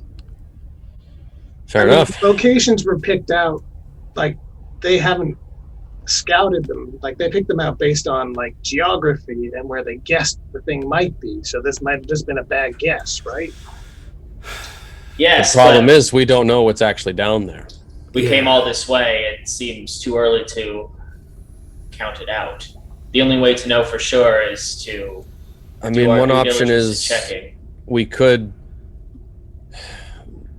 try to go down from the sandbar and actually walk down to the bottom, and then once we reach there, we could make our way over to that area and maybe even avoid it entirely. Whatever discussion we have on this subject, I would highly suggest we have it on dry land. Yes, I agree. I won't argue with that. Okay. Then let's bring the ship in as far as we can. We'll throw anchor and then, I guess, swim ashore. Make camp for the night. You have it's not on the map of the boat there, but you do have a rowboat. board. Yeah, so we can just moor off the shore and then row in.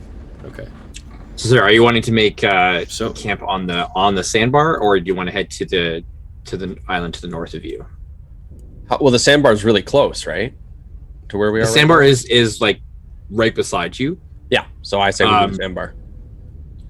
But I did mention to Dinar, it's like just above water kind of thing. It might disappear at high tide kind of. Oh, yeah, okay. I'd say like for the four of you, since like you have all four of you spent time enough on a ship, you can see signs of, oh yeah, this thing gets submerged from time to time. Like the sand is wet. Yeah, it's basically like depending on high tide or low tide, it might not even be here. Let's do the island then. Or we could just stay on the boat. We don't know anything about this creature. We don't know I see. You want to get the off maximum length of those tentacles. We don't know whether it has the strength to pull the entire ship under. Okay. We don't know if it could just reach in the window and snatch us out of our beds in the middle of the night. That would be bad. Let's go to the island, Captain. Yeah. Do know that it's not flying dragon turtles. That's I have a feeling most things aren't. and it is one of us in that way. To be fair, if it hadn't reacted, then that would only leave us to assume that it's some sort of kraken. Or it doesn't have ears. Or a leviathan. I don't want to deal with any of those. The leviathan. I really hope that we're having this conversation as we're rowing to shore. Oh yeah, we're moving. Okay. So you're gonna turn ship, kind of head towards this island in the north here. Yeah. Sure. Okay. I still think the sandbar would be a good entry point. Rather than trying to just swim down, we can just walk. That's not a bad strategy. All right. I mean, it's something to decide in the morning.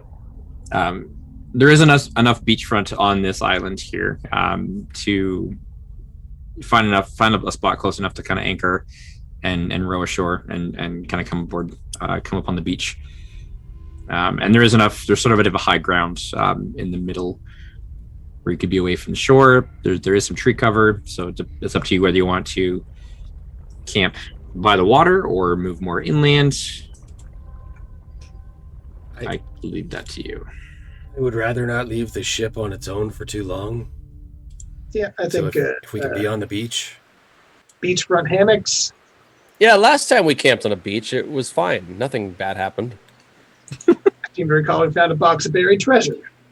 I will take after the island tried to kill us. I mean, after trekking through Little Jungle, though, you almost died from bug bites, so... What is this, a high fantasy world where, like, everything tries to kill you? It's Australia. I will take first watch again. Okay. Right, I'll see you gents in the morning.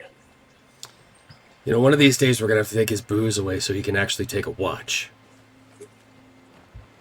I guess not tonight, but one night. Time flies and you're having rum, me boys. Time flies and you're having rum. At this point, I'm afraid that if we cut him off cold turkey, the shock to his system might just kill him outright. Well, Denari said second watch? I'll take second watch, yes. Okay. Let's not forget that we have our little friend Mr. Sparkles there. So if he does die, we can always revive him. Maybe he'll come back sober. Flick, you're on third? Sure thing. Mr. Sparkles? Talen's on fourth. Yeah. I was just reading through my character sheet. We have that resurrection wisp. Oh. You have the soul wisp from the wrecked ship that you'd found. The old Zelda fairy in a bottle. Yeah. It was one of the souls of the dead that had remained there, and you had been attacked by the tentacled undead fire thingies that came aboard. Yeah, good for one resurrection spell without requirement of components. Yes, that is correct. Okay. So as you set in to make camp for the evening, why don't we go ahead and take a break? And we will return to see what transpires during the evening. We'll be back in a few minutes. Stay tuned.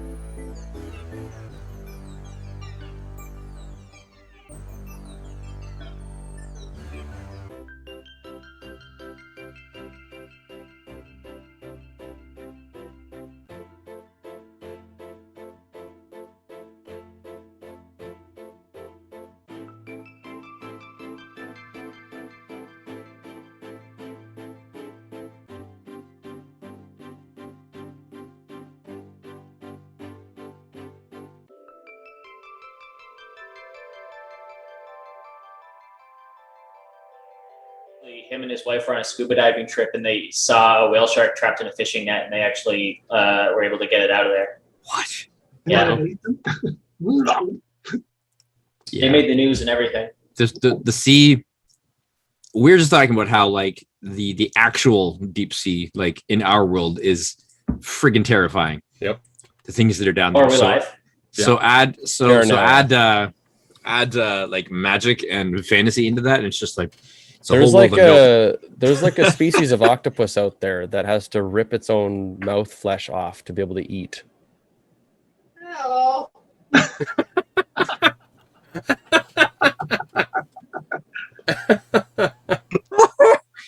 Thank you, man. Peanut Gallery. From the background, that's perfect. There's the highlight right there. Ew. And I'm putting that into my Creaturepedia now. Yeah. Creature Codex for an abyssal octopus. All right, welcome back. We pick up as the crew is settling in for the night on land after encountering something in the deep. And we begin with Torque. I believe the official term is a big nope. A tentacled nope. Tentacled nope. Okay, so Torque, you have first watch. May I get a perception check? Yes. Torque is going to be just sitting on the beach, staring intently out at the ocean the whole time. Perception. Let's do it. 18. Yeah. Nice. Okay. So you're a little bit. I'd say it's safe to say that Torque's a little bit on edge, perhaps, or wary, knowing what lies in the depths, not too far from where you currently are on land. You don't see any movement. There's even, the occasional kind of look behind, into the trees. There are some critters about. Nothing unusual, just sort of the typical mammalian life, nocturnal creatures. A couple lemurs probably, up in the trees. Probably an eye. Yeah. Going around, looking for bugs in trees and stuff. I like to move it. You do hear kind of further up the island, like kind of some wild boar sounds. Might be for some good hunting. Off the island, though, in the water, you don't see any movement. But there is a moment where you feel a presence reaching out to you. I'm curious. I'd like you to make a wisdom saving throw, please. Oh boy. Wisdom.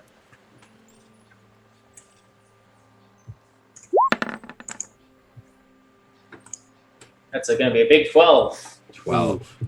Okay. You feel an alien mind brushing up against yours. Its thought patterns unfamiliar. There's intelligence. There's deep intelligence and an ancient intelligence, but it is altogether other, and it is uncomfortable.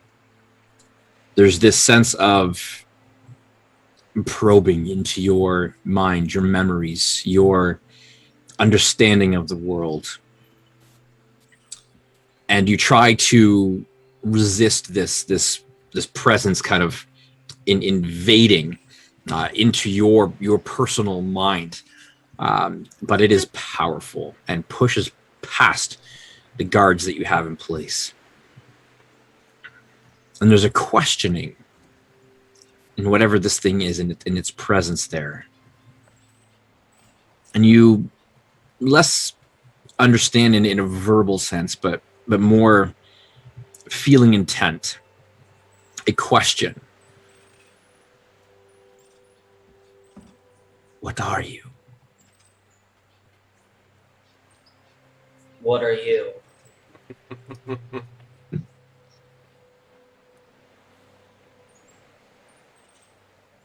Are you friend? Are you foe? Are you food? Now ask them the exact same question. Are you servant? Are you slave? Are you master?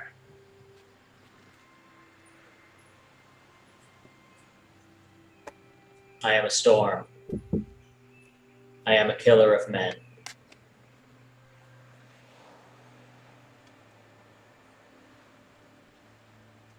I am an old creature in a new world.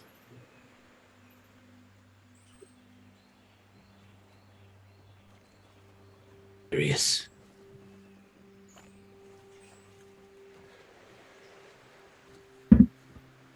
We will meet again. We'll be ready for you. There's a sharp pain stabbing your mind that kind of causes you to wince, and you feel it kind of pressing in your temples. And you realize after a moment there's kind of a second where you blacked out. You're not entirely sure what happened, and as you kind of rub your head and kind of come to your senses, you have no recollection of what just occurred. Oh, so I can't even warn the others.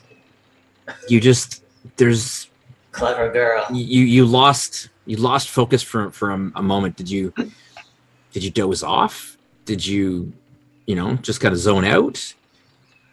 You got a little bit of a headache. It's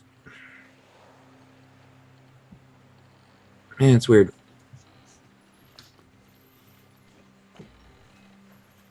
The rest of your watch goes fairly uneventful. You can definitely hear a good number of boar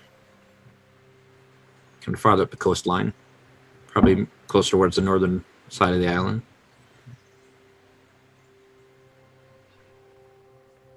And your watch comes to an end.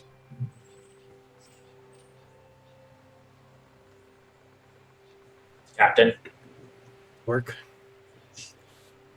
be on guard. There's something uneasy about this place. Something unnatural. I can't place it. That's very vague. I like that. It's all I can offer, I'm afraid. That's fair. You good, though? About as well as I normally am. Okay. Can deal with that. All right. Dinar. Perception check, please, as you begin second watch. I'm so good at this, guys. Into the midnight hour. What dice haven't I rolled yet? This one hasn't screwed me yet tonight. Okay.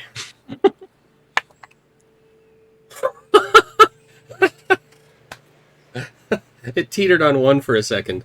Landed on 19. Landed on 19 plus Nice. my 1 for 20. All right, dirty 20. A very slow roll from 1 to 19. Just to tease you. Yep, seriously. Dirty 20. Okay.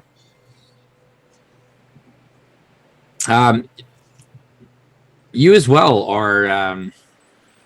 You quickly become intimately familiar with the sounds of the wildlife on the island, and you can pick out a number of different creatures, wild boar, lemur-like entities in the treetops, a lot of lizards, kind of what you'd expect in a tropical island with a little bit of woodland at night. Right about midnight,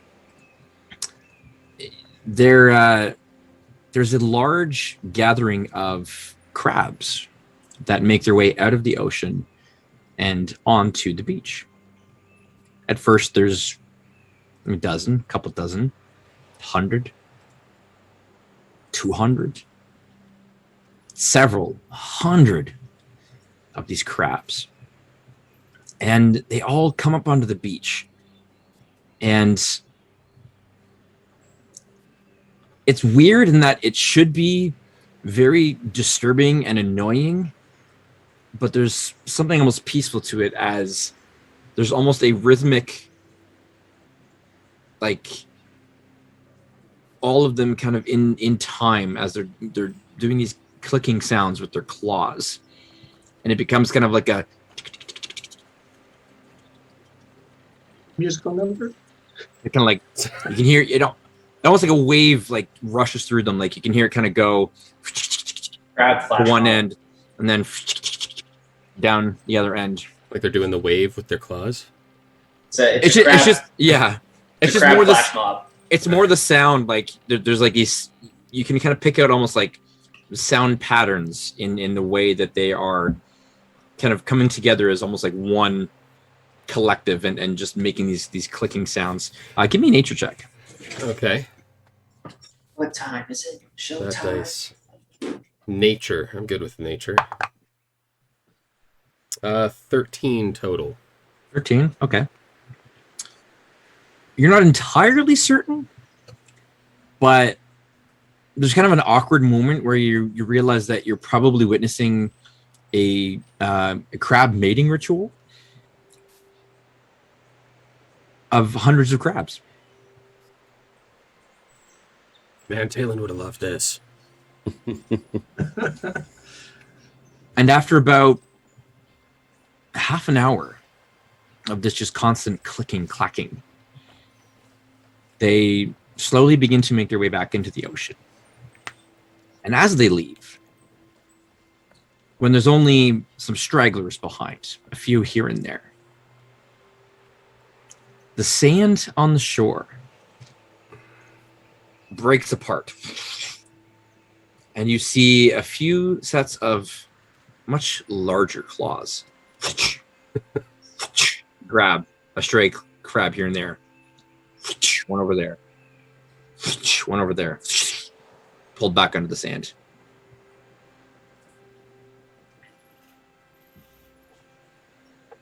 And everything is silent once more.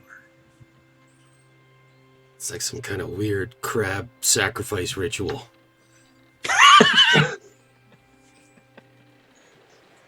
Why did we come to this island again? You go back to town, it's like, oh yeah, you guys camped at Crab Death Island. Awesome.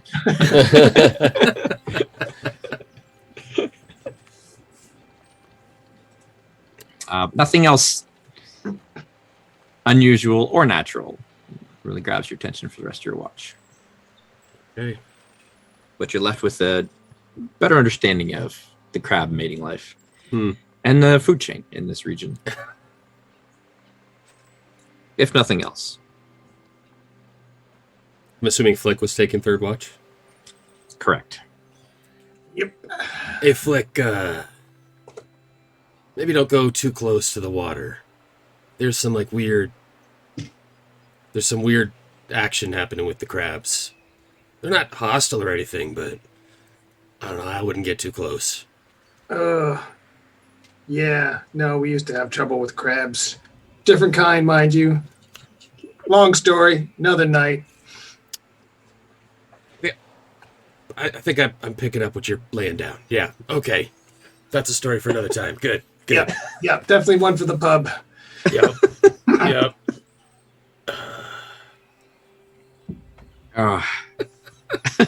No Flick. Oh my goodness. All right. So, whatever light source we've got, I will have out. I am now happily sounding out words in my book quietly to myself, and occasionally, maybe looking around and keeping an ear open for anything.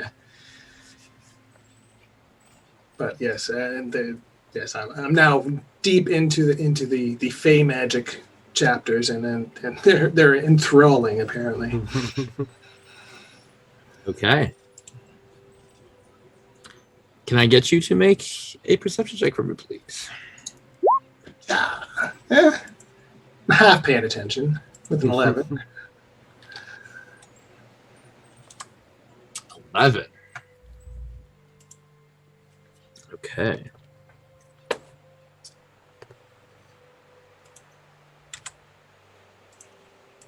You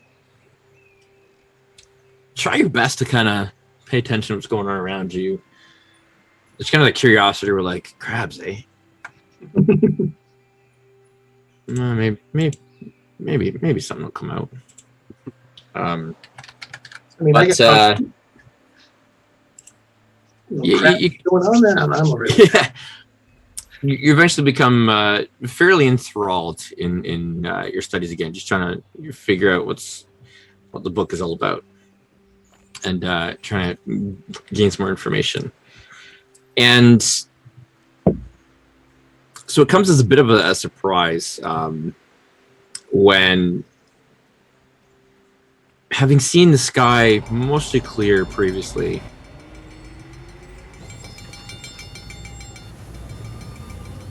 there's a sudden roar. The sky rumbles. And you look up Scotty, it's up to you. to see thick, dark clouds. Snap book shut. Don't want this thing getting rained on. Back in the pack. What the heck? When did this crap happen? Does it look like it's going to rain? It looks like rain is probably imminent. How sheltered is everyone? Holy crap. Wasn't ready for that. Jesus. We're not ready for. Was that in response to the rain? What? Yeah. What's going on? The crack of thunder and lightning. The Oh, sky rumbles. Flash, I didn't flash. get that on my end. Lightning. Oh. Well, I think everyone's getting a little wet. The rain does begin to come slowly at first, but it picks up.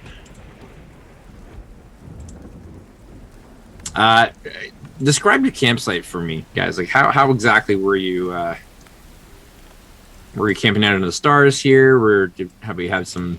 I mean, I feel like we didn't Shelter set set up up? a tent. Yeah, no, I imagine we maybe set up a campfire, and then we yeah, found just, some logs. just to a rest our ring heads of, on. just a ring of bedrolls around a fire, probably. I definitely took a hammock from the ship to string up, but yeah, otherwise. Then at this point, Nope.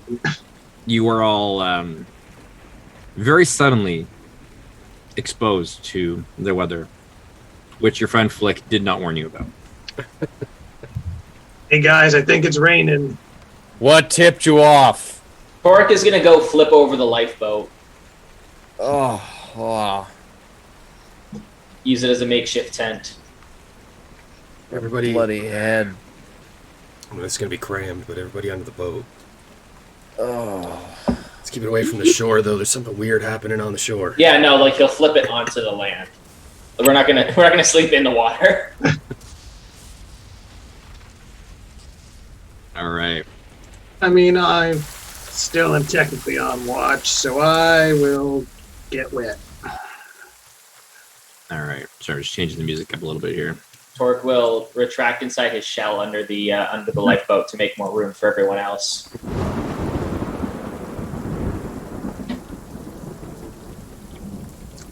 A early morning storm hits heavy and hard.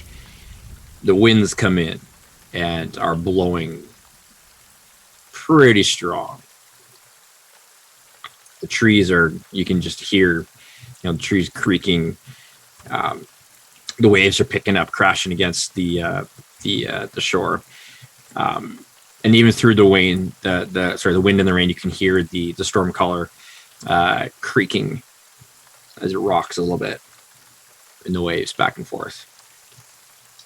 Violent and sudden. I will keep a special eye on the ship just to make sure it's not going to like founder or anything. In like the waves aren't getting too high; they're not like breaking the deck or anything. Okay. Oh, this is just terrific. Yeah, not that I can do much about it, but at least we'll know.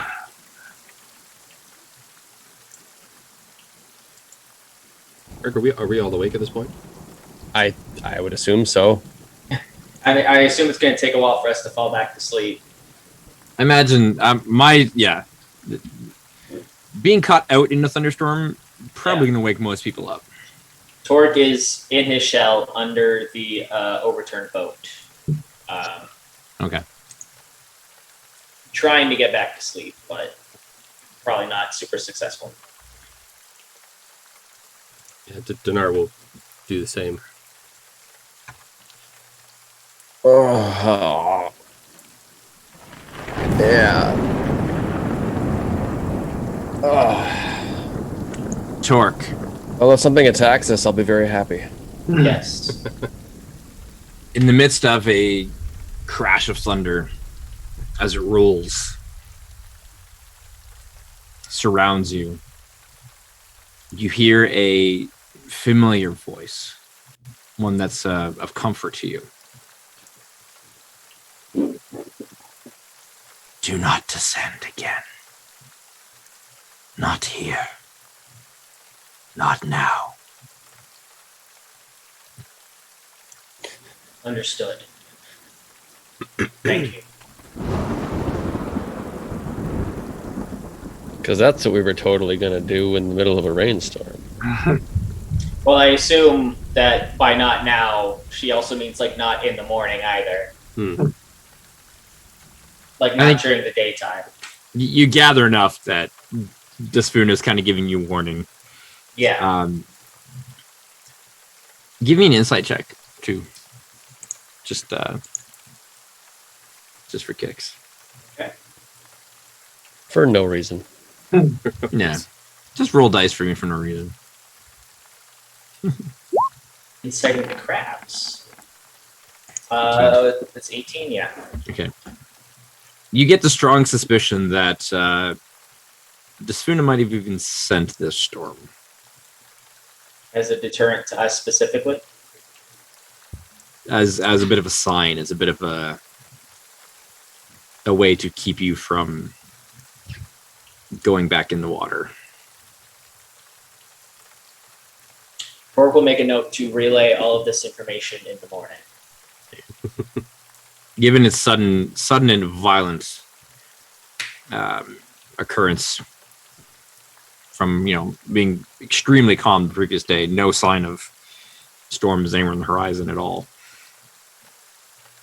It definitely came out of the blue. So we better not go in. All right. So you all do your best to get some semblance of sleep. And as the morning approaches, it is still raining, but the rain definitely has lightened up. It's not a torrential downpour, but it's more of just kind of a steady, light rain. And as the temperature warms up, it's not unbearable, but you are wet and damp. The fire is long since gone out. The ground around you is muddy, wet sand. Captain, a word? Yeah, sure. Let's go talk. What's up, Torque? I'm just going to start using cantrips to dry myself by air. Cool. This storm that hit us last night, it was an act of divine intervention. I received a message from Despoon herself last night. If we attempt to dive in this location again, it will most surely lead to our deaths. We should forget about this location for now and move on to the next one. Everybody hold on to anything you don't want to lose. I'm going to dry us all off. Just big. We're all air dried. Torque is Talon just turns around to you and goes. Torque is just perfectly still, but like as the wind blows, you just see all the water just wick off of him, like. Like a watery version of Torque, just and then like his loincloth flaps, and that's the only part of him that moves. Awesome. So Desfuna doesn't want to go down there because we'll most certainly die? Whatever that thing was that we encountered last night, Desfuna is warning us to not encroach on its territory again. Okay. At least not now, is what she said. Okay, perhaps so it might move after on. Perhaps after we've investigated some other points on the map.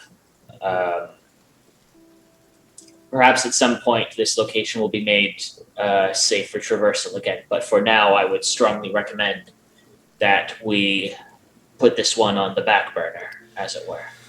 Well, I wasn't exactly excited to go back down there. Can't the gods ever actually do anything helpful? I mean, something's got to be keeping you alive at this point. Sheer determination and an iron will. Call it what you want. Of the patron that is keeping you alive, yes. I was going to say... Just going to absently stroke a certain medallion under my shirt.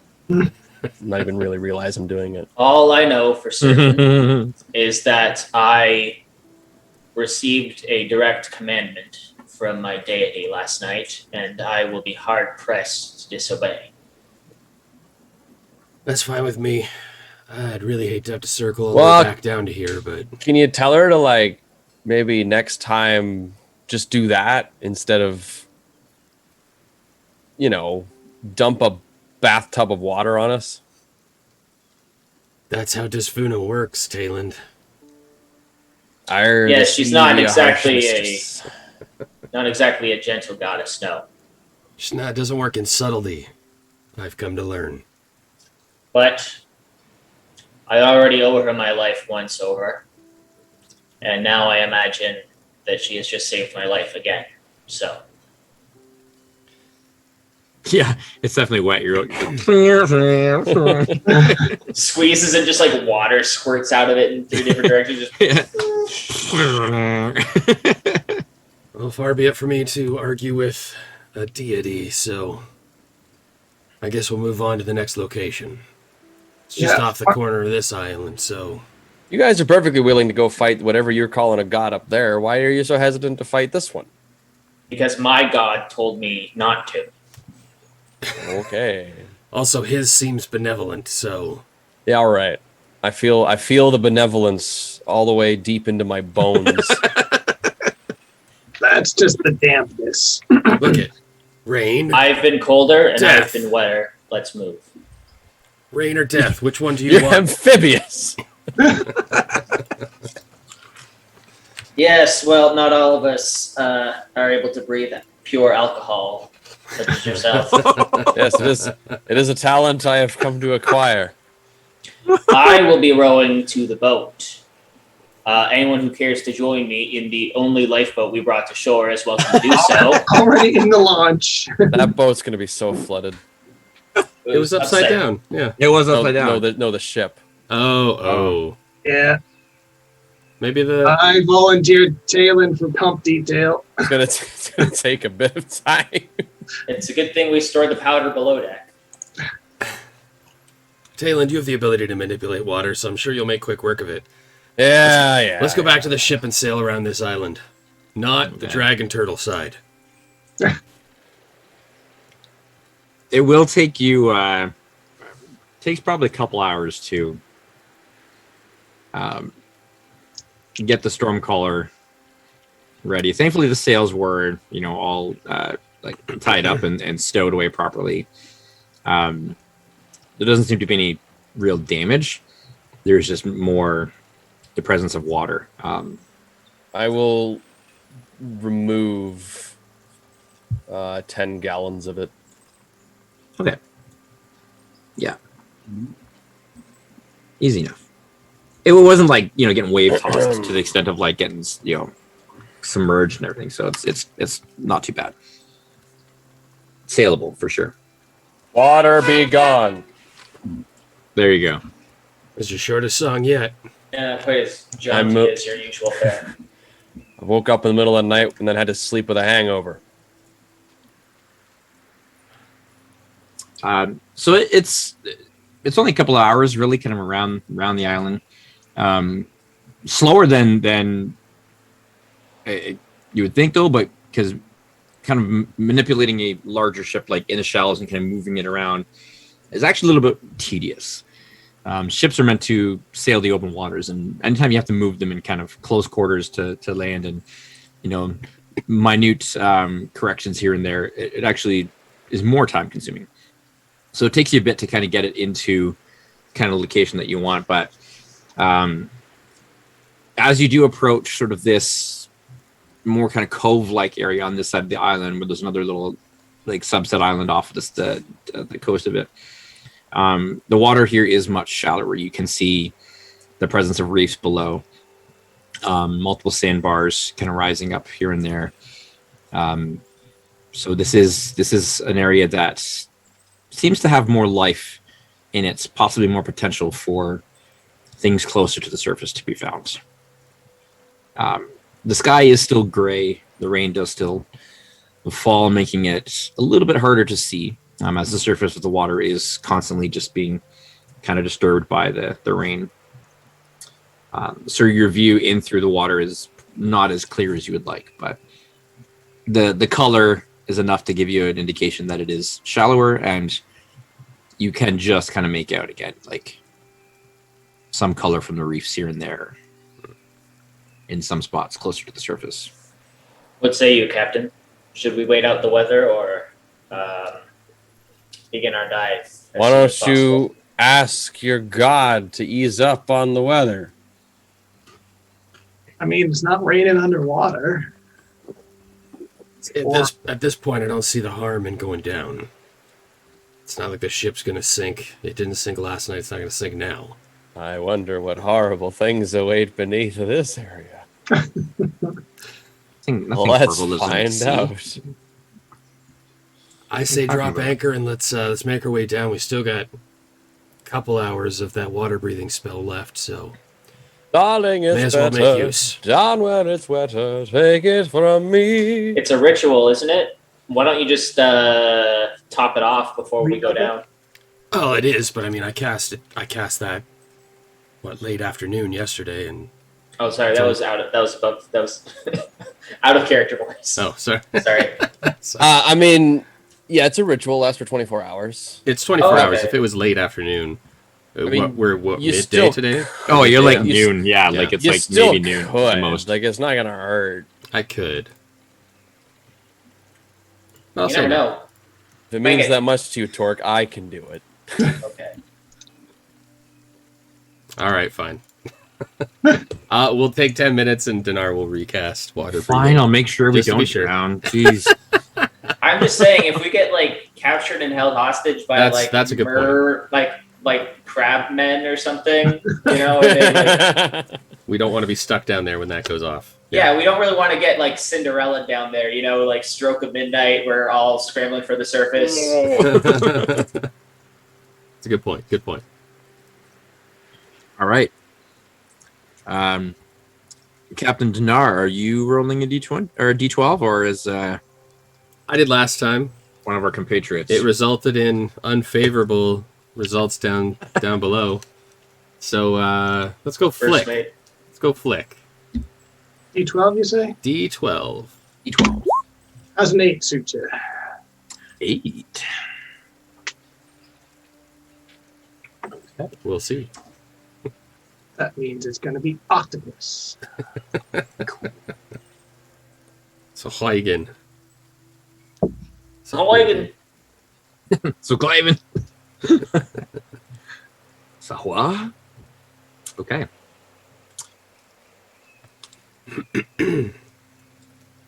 So you are all how are we doing? Are you using the salvage gear? Or are you just hopping in? What's your line of? Is the water here descent? shallower than the previous location? Yes, I mentioned it's Okay. quite a bit shallower. You can tell by even just the overall color. It's got less of that like dark green and more like a little bit lighter. And here and there you can see signs of coral. Okay. In various locations. So it's not like a one flat level, but it's like there's coral, like the shallows, there's a little bit deeper, but it is generally you're still in the shallows. You're not kind of past the drop off into the deep ocean. So in that case, then I think we should drop the winch. Gladly ride the hook down. Yeah. Okay. As you enter the water and kind of get away from the rain above, which kind of quiets, and you can still hear it at first as you're kind of under the water. You can just kind of hear that kind of ambient sound of the rain above. It is breathtakingly beautiful as you come under the water here, and the presence of the reefs and the corals and the life. It's just, even without the sunlight kind of, illuminating this area, it's just breathtaking. The colors, the vibrancy. There are hundreds of different types of fish just swimming all around, some large ones as well. But there is a serenity to it as you descend, and it's just, compared to your previous dive where there was just darkness and the absence of life, there is an abundance here.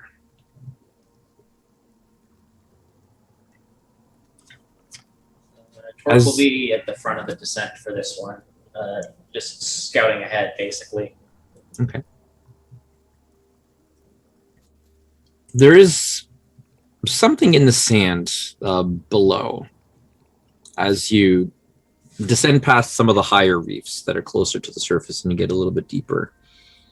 You can just start to make out a shape, something, possibly a ridge, just jutting out of the sand. The sand is being kind of, disturbed enough, the sediment being disturbed enough, kicked up. You can't quite make it out until you get a little bit closer. You're probably about 100 feet down now. And it's about another 100 feet below you at kind of the lowest spot of this region. But there is something down there. Sweet. And it's big. Are we talking like ocean liner sized or sailboat sized? Like, what are the... Give me a perception check, all who would. Perception, really? Second natural one of the night. Thank you very much. Slick is looking up. Wow, I don't see it. He's looking at all the fish. Yep. I'm Good trying. grieve, Torque. Hey, okay, that was only a 16. I'm just saying, man, like the percentage of your rolls tonight that are like Stop asking to roll skills that I'm good at then. is awesome. Okay, fine, but to not roll the total of 8. Still. 8. I don't see you asking for any stealth checks. I mean, not much point, really. So again, Tailend and Torque. Have a better idea of the size of this. It's probably, it kind of looks like it's a ridge almost, at least 100 feet of something sticking out of the sand here. And there's kind of a grayish white coloration as best you can tell. You'd have to get a little bit closer still to make out more. But oh, look at that! It's raining for real outside. Yeah. I can't tell. I can't hear anything. And not here yet. Well, not where you are, Jack. I mean, maybe it just hasn't reached Toronto yet. Shh, don't tell people where we are.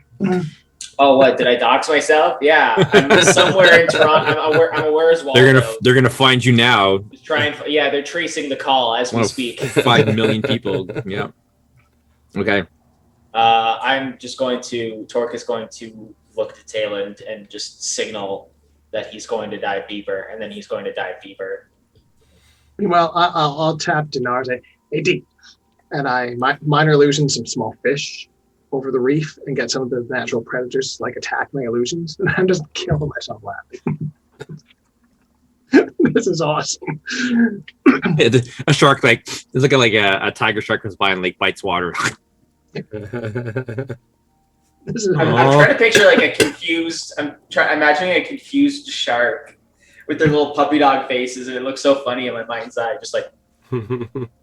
somehow, even though you're underwater, you still just see like a single tear. Just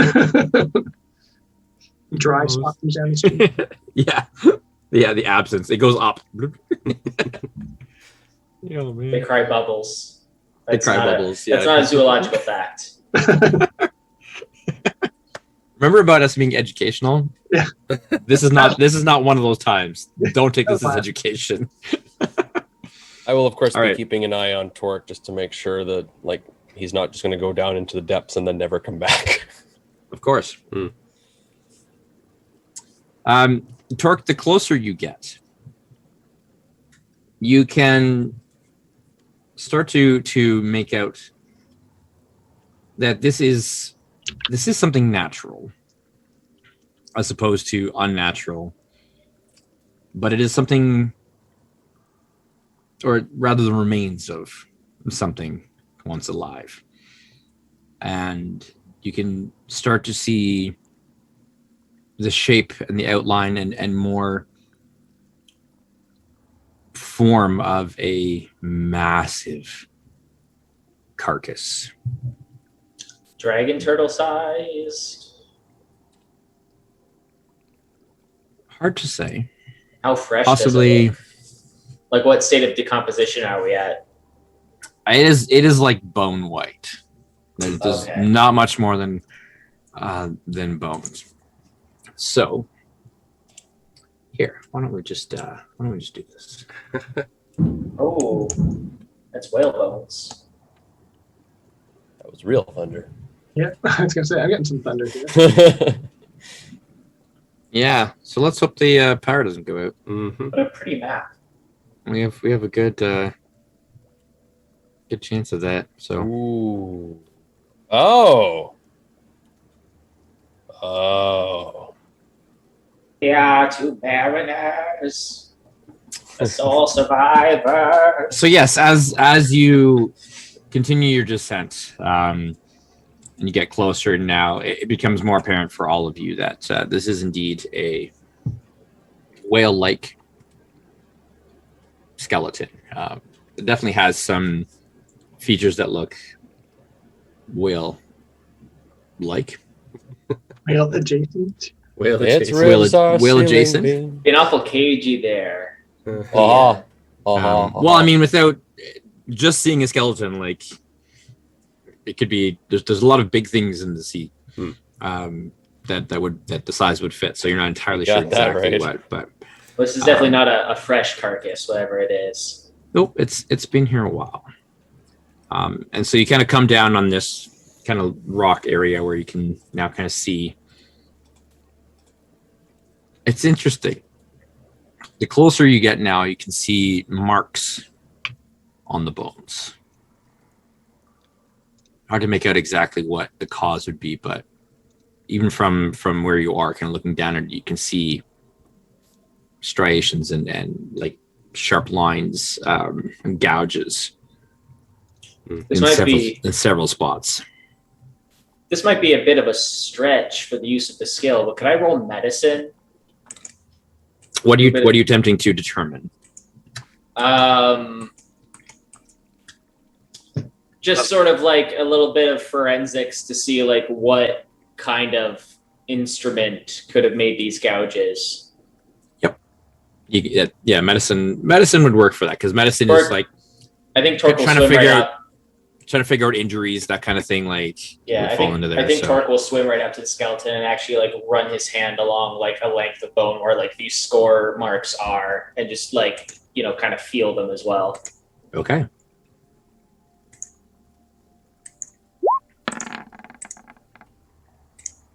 Uh, 23. Wow. 23.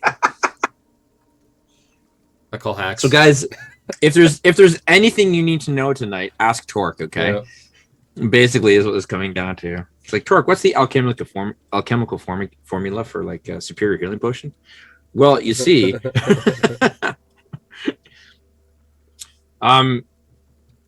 these are not natural. These were not made by any sort of claws or teeth. There's more of a tool-like pattern to these here. Like a whaling harpoon, perhaps? Something along those lines. This is definitely humanoid tools, implements, weaponry that has caused a good number of these. Now you can see with that, you can see, of course, there is evidence of things that have been, you know, gnawing at the carcass as has been down here for a long time. Whale carcasses provide tons of food for creatures of the deep, you know, for years. A little better when they die of natural causes. Yeah. I think when I, you know, deciphering that these spore marks were probably left by like a whaling crew. Torque is going to just look over his shoulder and give like a very pointed look to Talon.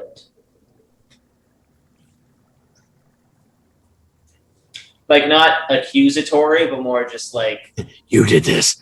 No, but more just sort of like with a bit of an edge, but just like a look of like, can you verify? Yeah, I'll come take a look at it. Okay. Is there anything sticks out to me? Give me an investigation check. All right. I'd say Torque can kind of mimic to you, like, you know, like cutting, whatever. Other than with Torque's help, realizing that, yeah, like this is a whale that was, you know, the victim of whalers. There's nothing really to indicate anything specific beyond that. I mean, it could be any whaling crew. This has been here. This is an old skeleton too.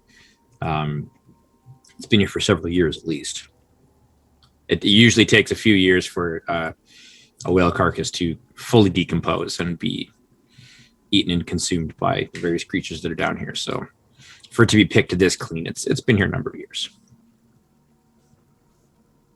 The line was cut, no whale was freed, but the captain's mind was not on green. Oh my Billy boy. I guess at this point we've verified that what we're looking for is not here, so I don't see any reason to not return to the surface. Yeah, it is just a whale. Does it not strike you odd if it was a whaler? Unless it, do we see? If you're going to try to ask me, you're going to have to message. Yeah, well, I have the message spell. I can always do that. But okay. It was mainly like, do we see like the harpoon having like frayed rope or something? Like, because generally when a whaler harpoons a whale, it's because they want to catch it, not to just kill Murder it outright. I mean, my assumption would be that it got away, but either beached itself in its attempt to escape or just succumbed to its injuries after escaping. Which is perfectly reasonable. I'm just wondering if there's any way we can determine that. Maybe it was a sentient whale creature. I don't know. He does keep using words like whale-like. Hey, man, don't read too much into what the DM says, right? Sometimes it's just language being crappy. So this isn't and my one brain, of those times. My brain, like working through like How speak I do? It's that thing where you don't want to ever outright specify something when you're doing a description. Like you never want to say the devil. You're always like, it's a horned creature with leathery wings and spikes protruding from its head. You gotta leave. This devil-like creature. Yeah, this fiendish imp-like. This creature. fiendish fiend. It's fiend-like fiend. So this whale-like whale carcass. Yeah. So can we determine if like there's a frayed rope extending out from the back of the harpoon or anything like that? Can we find the harpoon? Yeah, we just. It's not like there's a harpoon there. We just see harpoon marks. Like the rope could have just like rotted away at this point. The harpoon would not have though, so it may have broken free of the harpoon. It may have like torn itself out, which would have freaking killed it. Mm-hmm. And then either just like beached itself and died, or bled out, and then we'd have to search the seafloor for that. So I'd say if somebody else wants to make an investigation, I'm gonna paddle then amidships here. All these guys are sort of looking over the wounds and the marks there. I'm just gonna swim this way, see if anything jumps out at me. Literally, figuratively, yes. It's somehow still alive. Baby comes in. What if the whole whale skeleton is like an undead? So Flick, you can go and give me an investigation, or like, are you looking for specifics, or what do you? I'm not even like, not really caring that much about the whale. Like, okay, yeah, it's a dead whale. I'm just coming over this way because I'm bored. Okay. Just give me a perception check then. 10. Pretty fish. 10. Okay. Did it like? Is the coral growing off of this carcass yet, or anything, or is it? Nothing is growing off of it yet. Okay. Lots growing around it. There does seem to be some life forms kind of living within its protective ribcage. Like you can see some kind of fish, mostly kind of like ground feeders and stuff, kind of like up, like underneath, kind of inside. Like as you kind of come close, they kind of swim away. And I'm gonna go look in where its belly would have been. I was just thinking that. Okay. Ballpark where it is and start sort of fishing around in the silt. So you kind of like drop in, kind of like between, especially Flick for you is pretty easy. Kind of like drop in between the ribs. A couple of the ribs and just like. I'm guessing Dinar has to kind of be between where Tayland and Torkar and where Flick is, so that we can all actually still see what we're doing. I mean, it's daytime. Right? Yeah, is it dark down here? There's enough light filtering through that it would be considered dim light. It's okay. It's not like it's bright, but you can just make out kind of enough. But it is still like you're not going to see as clearly as you would normally. But sure, it's not like it's pitch black. No.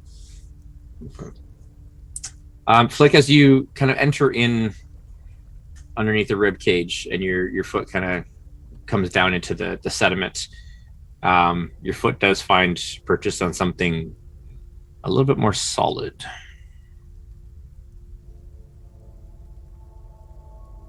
I'll swoosh around a little bit, see if I can see anything. Flick is so good at finding treasure. Treasure. Give me an investigation check, please. Not great, those, but yeah. 8. Oh, gee. We should have told Torque to do it. You kind of kick, as you kind of kick it and you kind of move for a second, and you kind of lose your spot from like exactly where you were standing, and so you're actually standing in a little bit of a different spot. Now you're kicking and you're like digging and you're like, set up the dust. Like, well, I don't know what that was. So I will again, minor illusion's my best friend. Little air horn beep, just get everyone's attention. Beep. Imagine like just a little sonar. Yeah, like a sonar ping. Dinar will come over because the other two are looking for the harpoon. I think Torque we're just looking. And you'll see me sort of fishing around in the dirt in here. I'll send a message spell over to Flick. asking what he's found. What is it? What is it? What? Is it? That's exactly what. Is it treasure? I think this critter ate something. Is it treasure? It might be. I felt it and then I lost it. Help me find it. Treasure. Dinar will come over and cast inner light on his upper arm or his hand and kind of shine it in on the sea floor below. Okay. Somewhere around here. Gesture broadly. So we can do this as a I would allow a group investigation check, or if you can all make individual, or if somebody wants to make other than Flick. I guess let's all give Torque advantage. I was gonna give Flick advantage because he's So Flick, Flick already made an investigation. I was gonna say Dinar technically is our best bet. Yeah, I'll give the help action to because for two reasons: one, he's the one emitting the light; two, he's intelligent.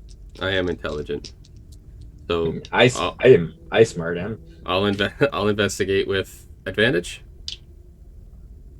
Yes, this would be with advantage then. All right, +4. 20. Yes. Hey! Like +4, 20. No, a natural 20.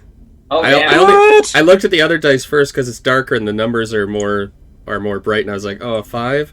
Oh, a 20. So 24 total, natural 20. Okay. So you kind of feel around a bit in the sand. You kind of get your claws down in there, and you feel something a little bit more solid. And as you kind of get your hands on it, it's probably about like a good 2 feet, like almost like a ridge, kind of like sticking out of the sand. As you kind of move it away a little bit, and you start to pull it out. It is the biggest dragon scale you have ever seen. And it has a deep green sheen to it.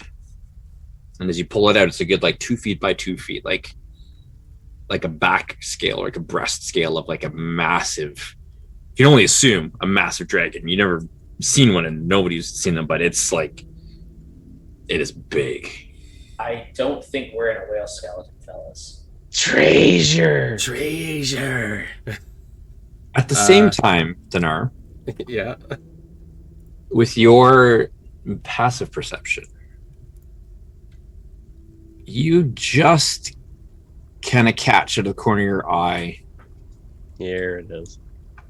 movement from somewhere kind of beneath the corals and the growth over here. Something big. Treasure guards. The water goblins again. Gilblins? Sorry, where? Where do I see this? Up in the coral. Up here? Yeah. no. Here. Up in the northeast, northwestern. Why am I not seeing your pings? Is it not pinging for you here? Wait, are you? Now I are see you? it. What layer are you in right now? Right there. Oh, now I see. Okay. Wait, so the lighter blue is the lighter blue. Right, Okay, so that that one he's there. right Okay. We're all pinging us. Do you see that, Mike? Do you see that, Mike? Can you see it, Mike? Yes, the audience sees it too. Very good, thank you. What if I make it green? Can you see better if it's green? Your sonar was going off. Boop. Beep. Like an alien, Kind of look cool. on When the we're all feature, doing all they still have is crappy sonar technology. It's like beep. let's all ping at once on 3. Ready? Okay. 1, 2, 3. Oh, that looks so cool. Good old internet That does desync. look cool. Okay. So I see out of the corner of my eye something moving. In that case, then Dinar will immediately drop the scale and bring his hands up to face whatever is over in that direction there. And then, if possible, I would like to prepare a magic missile for whatever might come out. Okay. Do we all see Dinar's body language and act accordingly? I mean, given your we were all staring at the scale, and he just dropped it immediately. Turns. So yeah, I think you're pretty. It's like, why would he just? Oh wait, no, what? the treasure. Torque is going to just move 15 feet into position here. He's going to have the anchor out. Dagger's out. It just appears in my hand. Okay. Torque, can I get you to give me a perception check, please? Okay.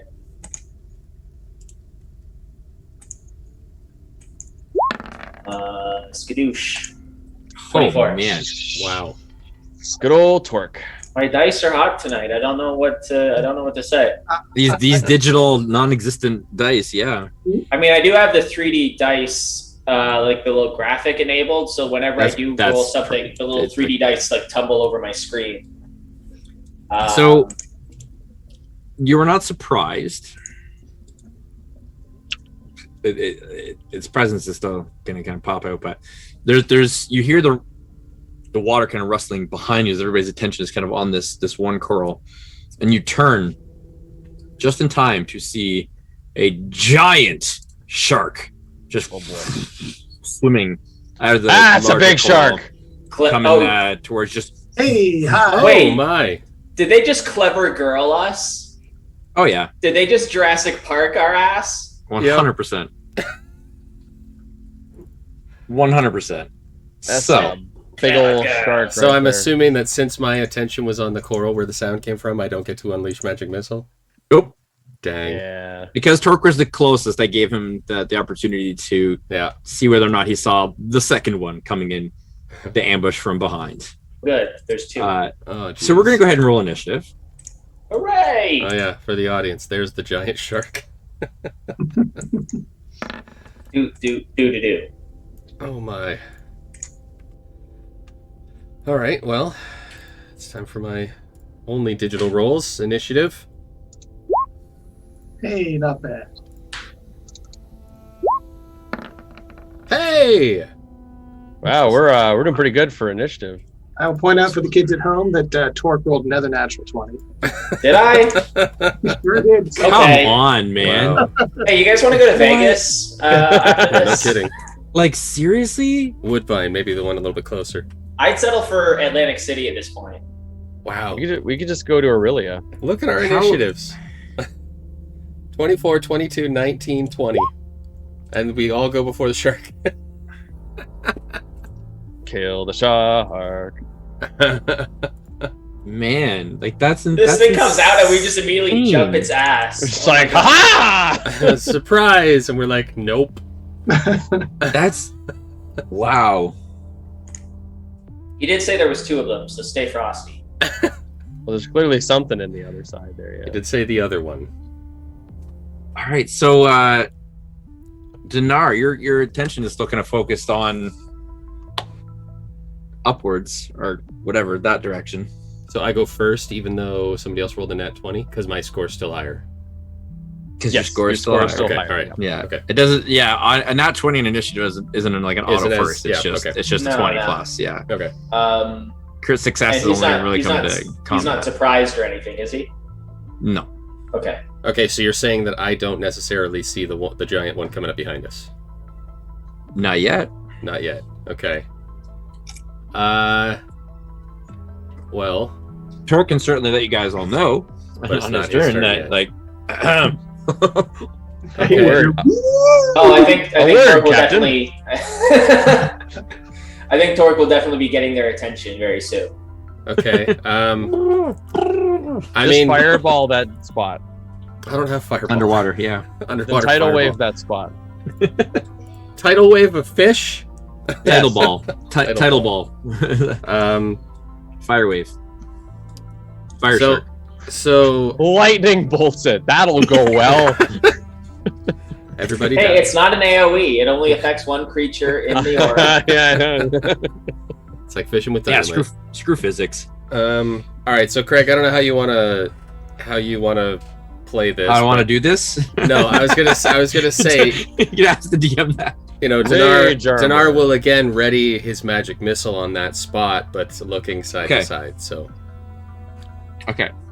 So you're like, if something comes, as soon as something comes out from there, that's kind of your intent that you're gonna. I guess, yeah, because that's where I saw the thing, and I haven't yet heard of anything else. That's where Dinar will keep his focus, and he'll ready magic missile to unleash. Cool. And I'll say 3rd level. Okay. Ooh, Noted. wow. Torque. Okay. There's just a rippling burst of sand and silt as Torque is gonna like just literally launch himself off the seafloor, like push off it and just like launch himself through the water at this thing. Nice. Once I get within range, I am going to Captain, rage. a word. So I think that will be enough to get their attention. I'm hoping. Yeah, there's a big burst behind you. And all, I like, feel you like see, we'd notice. you see Torque like just launch to the water at a shark 3 times the size of him, and he's big. Oh, I mean, I think we'd also probably notice the inevitable lightning. Yeah. I think I made a mistake last session. I said the save DC of my of my storm aura was 13. It's actually 14. Oh no. That is Okay. dexterity. All right. Well. Oh, I didn't roll there. Okay. Well, that was a 5. I'm not sure why I didn't roll in there, but So It that's rolled- a fail. it rolled a 5. So yeah. Okay. So it's going to take 2 lightning damage. And then I'm going to reckless attack with my maul. And now that I have a swim speed, that means that I can attack without disadvantage. So this is going to be a reckless attack with full advantage, the whole Nice. enchilada. Nice. Correct. You maul that shark in the face. Does a 21 hit? A 21 certainly does. I mean, I don't know. This could be an armored shark. I'm not being coy. I need to get a sound effect. Okay, yeah. Rage something damage is- something fishy about these rolls. Rage damage is toggled on. So that first Did one you will be. see what I did there? I'm all about it. So that first one is going to be 11 bludgeoning damage. I roll the second one. Ever float your shark? The second one's only going to be a 10. How do you roll a 3 and a 2 and still end up with a 10? Oh my goodness. This one, as your second swing comes in, it's massive frame. It just kind of knocks you off a little bit, like knocks your swing wide. Okay, well, now that I've got its attention, I'm going to use some of my remaining movement to just orbit around to the side here, so that like I'm trying to sort of kite it away from the party. Kinda If ride that makes it? sense. Yeah. Well, just like I come up and smack it in the face, and I'm hoping that causes it to focus on me. And so I'm trying to sort of draw its attention away from the party, just sort of like kite it away from them. Right. We come out of the session with Torque. There's a new giant shark mount. Well, So- or a new, peg leg. Yeah, that's right. Either or. He's got Either either or. or. It's just a giant shark tooth on a stick. Riding a shark would be His leg, horrible. his leg is now the weapon. It's just a giant shark tooth. Because you know, shark skin is smooth one way, and then it's like razor blades the other. So It is, imagine yeah, just yeah. riding a shark bareback. No, Yeah, thank nope. you. Okay. Speaking of bareback, Flick. Oh boy. What to do. Yeah. All right, here's what I do. So since I'm swimming, I move at half speed, right? Yes. 15 feet for my action. Then I think I'm going to do one of my new things that I learned in the back of the book. Hey. And you hear me. Dinar, you might pick this one out in particular. It's definitely an enchantment of some sort. You haven't heard this one from me before. You might Go away! recognize it. I'm going to drop a hex on this bad boy. Hey. I will penalize his strength if he ever has to make strength checks. Noted. Then, as my action, I'm going to dash to here. Then I blow my action surge and attack twice with the dagger. Nice. Let's give him the back pain icon there. All right, so dagger number 1 is 26. Yep. Jerks don't have bones, so would they still be susceptible to back pain? Back pain's muscular. Yeah. 13. I mean, they're all just cartilaginous. I mean, it's Flick. He can be a pain in anywhere, so. Second one's a 24 to hit. So sorry, how much was that? 13 damage? 13 on the first one, yeah. And the second one is only 10 damage. That's low. Hey. And I be done. All right. And I will get myself the Talon. stopwatch concentration. Right. Well, I can see this giant sharky boy. Could be a girl. Sharky and George. Swim under the shark and see which one it is. Yes. So I'm going to. You want to get close enough to find out. What's the movement situation here? You're at half speed. Half speed. Got it. Unless I got a swim speed, I assume. Yeah. Okay. Well, that won't be a problem. Say anytime you start laughing before you move, it's always going to be good. I am going to reach into my pocket and pull out a acorn and gilded gold. Toss it up in the air a little bit. In the water? Snap it down to the ground, as it will flash up into a giant seahorse I shall then mount and ride into combat. Yeah! Not where I was expecting that to go. Man. As I'm going to cast Summon Beast at 3rd level. If you had to let me know, I could have had a thing for you.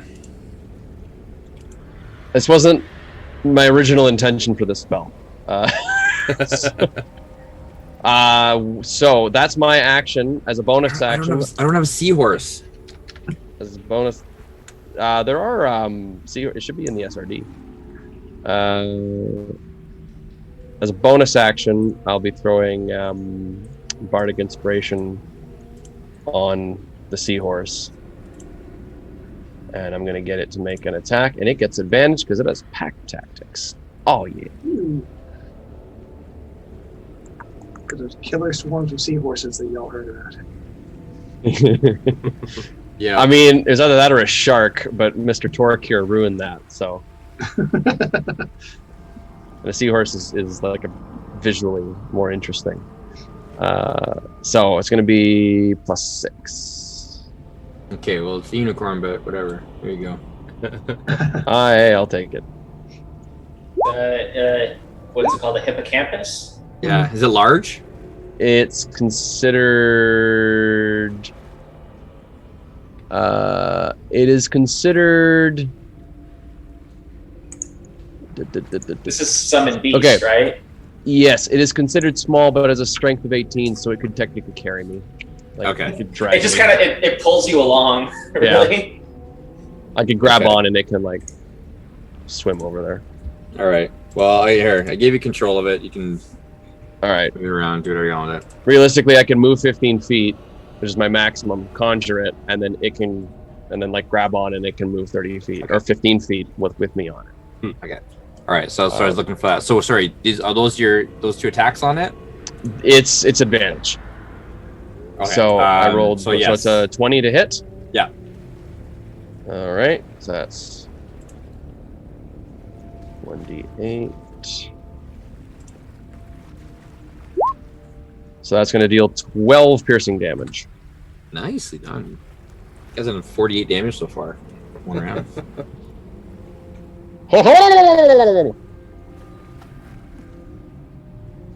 Eric's just Okay. gonna take one bite. Is that it for Talon? Yeah, because I don't want to get a pre-attack. So yeah. Okay. So it is the Sharky's turn here. And it's got lots of Delicious choice. It certainly does. Lots of delicious choices around it here. So Now let's we're go in a ahead target-rich environment. let's go ahead and roll a d4 to see which one of the 4 will attack here. Talon, it is. Ah, god damn it! He's not going to attack my seahorse. That's a 21 to hit. Oh yeah, there's not much I can do about that. This is going to hurt. This isn't a concentration spell, is it? Yeah, it is. Oh god! Hits twice? No. That's the damage. Oh, fuck. Sorry. The damage is the same as the attack roll. Yeah. I could swear on this. I could swear on this stream, right? Because I think it's warranted right now. At the moment, I won't hold that against you there. I mean, that was pretty. 21 damage that just like bites in, and you just feel that like oh, and the blood just like comes out of the water. No, you fool! Now it's in a feeding frenzy. Aha! I maintain the seahorse. Oh, it's a concentration. Okay. Well, yeah. Dinar, you're quite aware of what's going on behind you. You're still kind of like looking on, knowing that something was in the corals up ahead. Yeah. And sure enough, a second giant shark appears, kind of swimming out. All right, magic missile. Pew, pew, pew. So that was cast at level 3. So this is 5 darts, or 5 little little boats.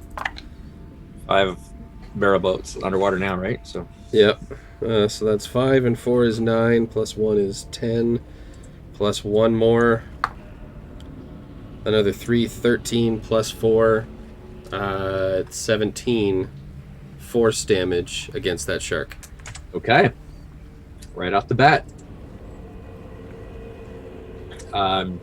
It doesn't care. Obviously. It's kind of hoping that this was going to be smaller. And it's just going to swim right at you and just, like, mouse just comes right, like, chomping right towards you there. My armor class is so bad. That's a 22 to hit. Yeah, As much could have helped you there. Literally can't do anything there. Oh, and that's 20 piercing damage. Ay, Dios mío. Okay. That's Great googly moogly. wow, is Dinar hurt? Yeah, that's gonna make a mark. Dinar.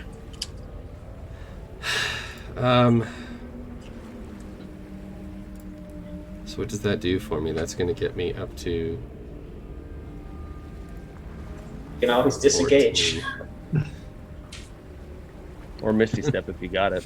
I don't. I do have Expeditious Retreat, which is a bonus action. That would certainly help. I do have Run Away! but I can't cast 2 first level spells, right?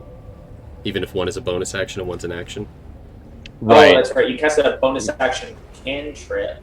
You can Yeah, guess I a can do cantrip and a level cantrip. spell, but not 2 level spells. Not unless you're a sorcerer with quicken spell. Okay.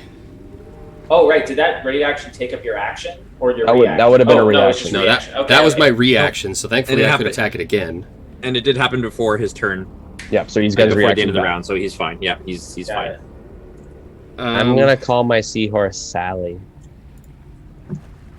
Oh, jeez. Shark's gonna What's call the it best lunch. course of action here? I'm imagining a seahorse, but it actually has like the unicorn horn, and that's where the piercing damage Yes, it comes absolutely does. It absolutely does. Of course it does. Seacorn. Corny creature. What are you doing, Dinar? Okay, Dinar, honestly, that bite, that hurt. So Dinar is going to use his action to cast sharks, Mage okay. Armor.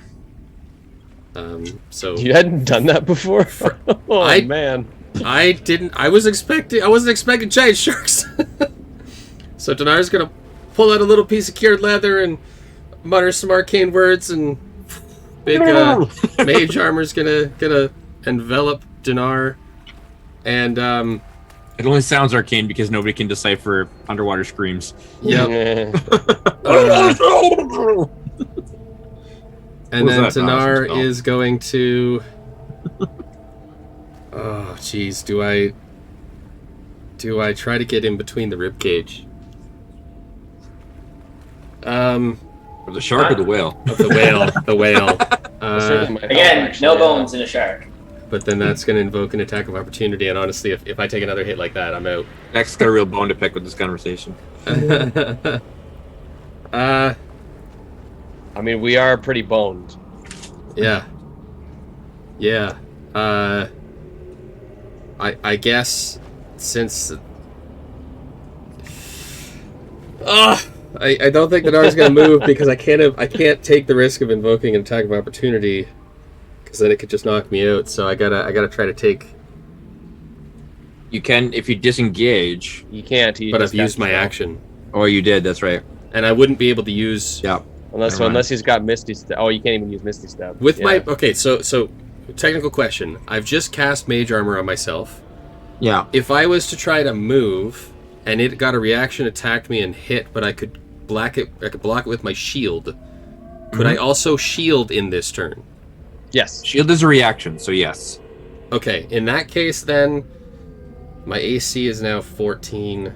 Okay, I will try. Yeah, because shield is a reaction, it's different. It doesn't count as your bonus or standard action economy. Yeah. It's a separate. In that case, then Dinar will try to move down underneath the whale and get in the rib cage, so there's at least a rib cage between it and the shark. Okay. So it is going to get an attack on you. Yep. It does have advantage on you now. Oh no. Because you be bloodied. Oh no. Okay. So 22 or 21, take your pick. I need to. Can you shield? Can you shield? 14 plus my shields, additional 5. No, I can't. So I can only get to 19. So I take the hit. That's 17 piercing damage. 12, 13, 14, 15, 16, 17. Dinar's still up, but Okay. he is giant like, sharks mean business. he's like limping his way underneath the whale carcass, and he's just going to try to get as far away. So 5, 10, 15. We'll go there, 20. Okay. Oh, wait, no, my speed is halved, so I can get speed there. is halved, yeah. So I can get there, and this is me under, like, in the rib cage of the whale.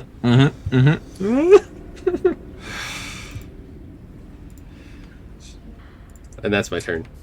Yes, Devin, the Ralph I'm in danger meme is very perfect. I'm in danger. Ralph Wiggum. I'm my opinion. profusely. In my opinion, the best Simpsons character. I was always more of a disco stew man myself. Hey, Disco Stoop doesn't advertise. All right. Torque. Okay. So these things get advantage on anyone that they've already hurt. Is that right? I mean, by meta, you know that, but... Well, I mean, it's going to bite me eventually, so in for a penny, in for a pound. Time to...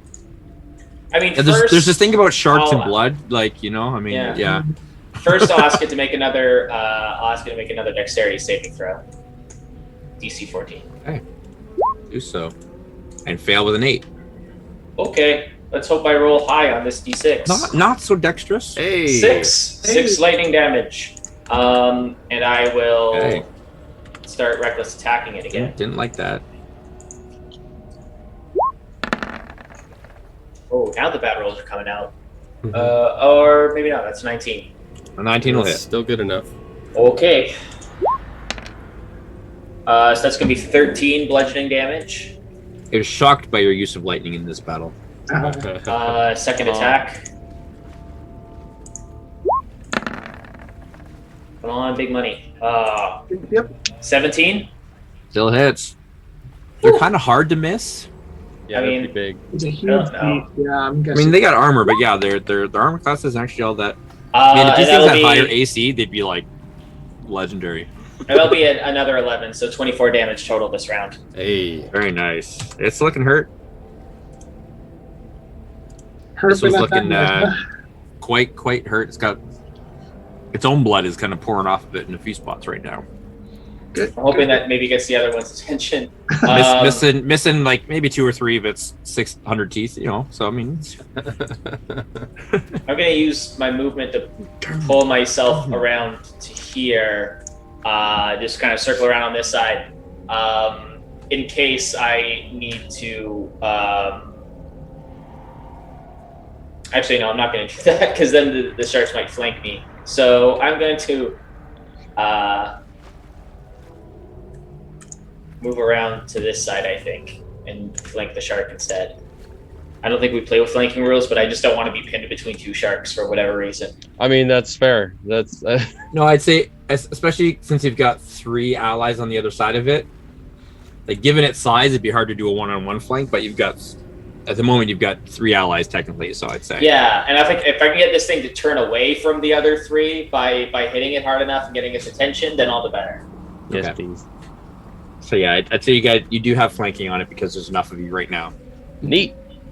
So it's kind of like how Mercer does it to a certain extent. Like if you have enough people, he does it by a number of attacks, I think. But That's how I do it too. Actually, I didn't even know that's what he did.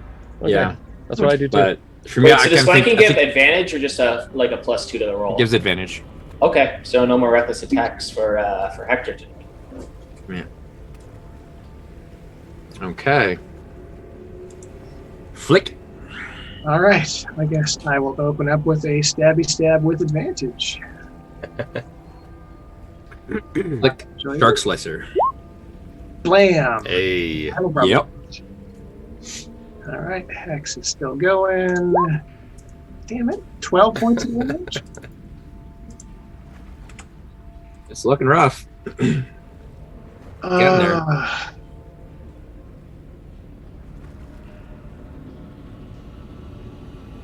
I mean, I don't want to jump to shark or anything here, but it's looking rough. Yeah. Yeah.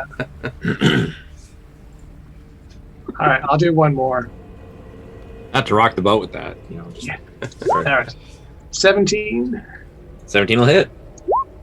and 12 points of damage. Different. All right. That's 24 total, yeah. Oh, you know what? I'll dump my Fury of the Small into that too. So another 6. Oh, so 30. Another 6 damage into that. Yeah. Okay. Looking real rough. I was kind of hoping I'd take it down. I know. It's Um, not quite, but it's there's like big chunks out of its side, like blood pouring off of it. It's like got one eye kind of half gouged out now. Like okay, yeah, I think I'm done then.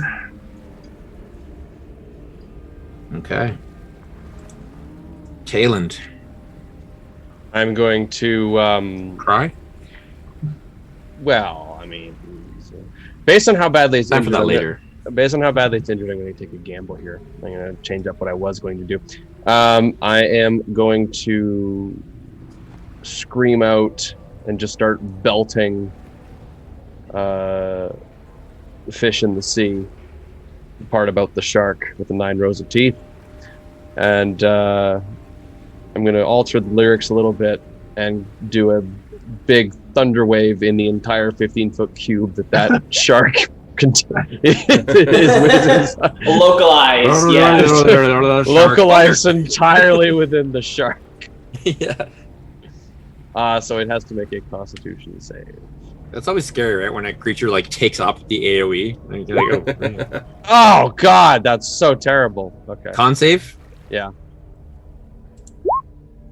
So he takes That's half. 17. So he takes half of 14. So he's gonna take 7. So close, man. No! All right. It's looking All right. so Well, rough. not. It's fine because Sally still gets to do I something. was gonna say, come Come on, on. Mustang. Come on, Mustang, Sally. Oh my goodness. Sally still gets to do something. So Mustang Sally. we're gonna go ahead and do that. D20 plus 6, and this is gonna have advantage. So that'll be a 20 to hit That will hit. for 8 piercing damage. That will just do it. Ah! Just. Oh my god. Okay. I was like, okay, first I'm gonna Misty step out of there. I'm like, oh, but if it's so close to being dead, I might be able to finish it off. Which only in D&D can you say, hey guys, you remember the time that underwater unicorn killed the giant shark? Yeah. Hey, technically, as the blood Sally like, the sea corn. as the blood clouds out of it, like it like as the blood in the water disperses, Taylor just sees Torque on the other side of the shark, and you see him just go.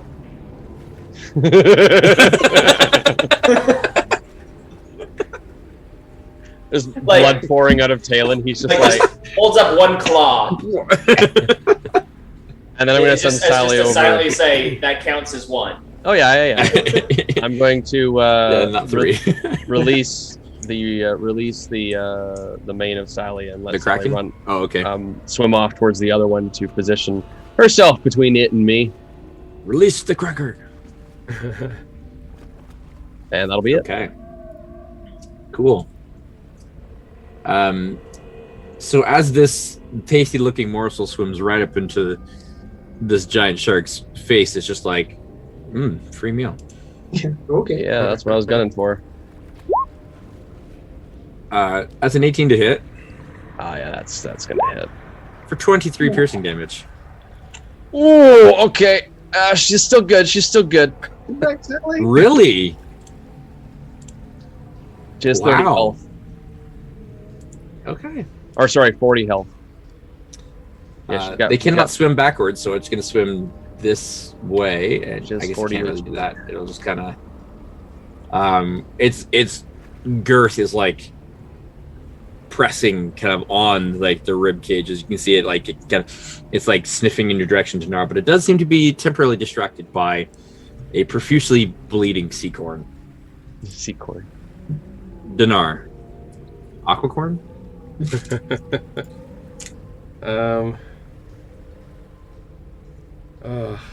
Oshicorn. Am I far enough away that I wouldn't take a risk of, or I wouldn't take disadvantage or whatever from casting a spell, a ranged spell? Yeah, no, it's not because you're like down. I'm saying at this point it's probably up. Like it's not actually right beside you because you're under the rib cage, and it's like it's hard to show the height in the water, right? Like it's up a little bit from you're down.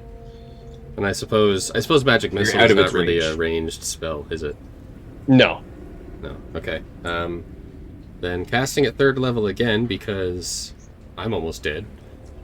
Dinar will throw up 5 more magical boats. Stop it!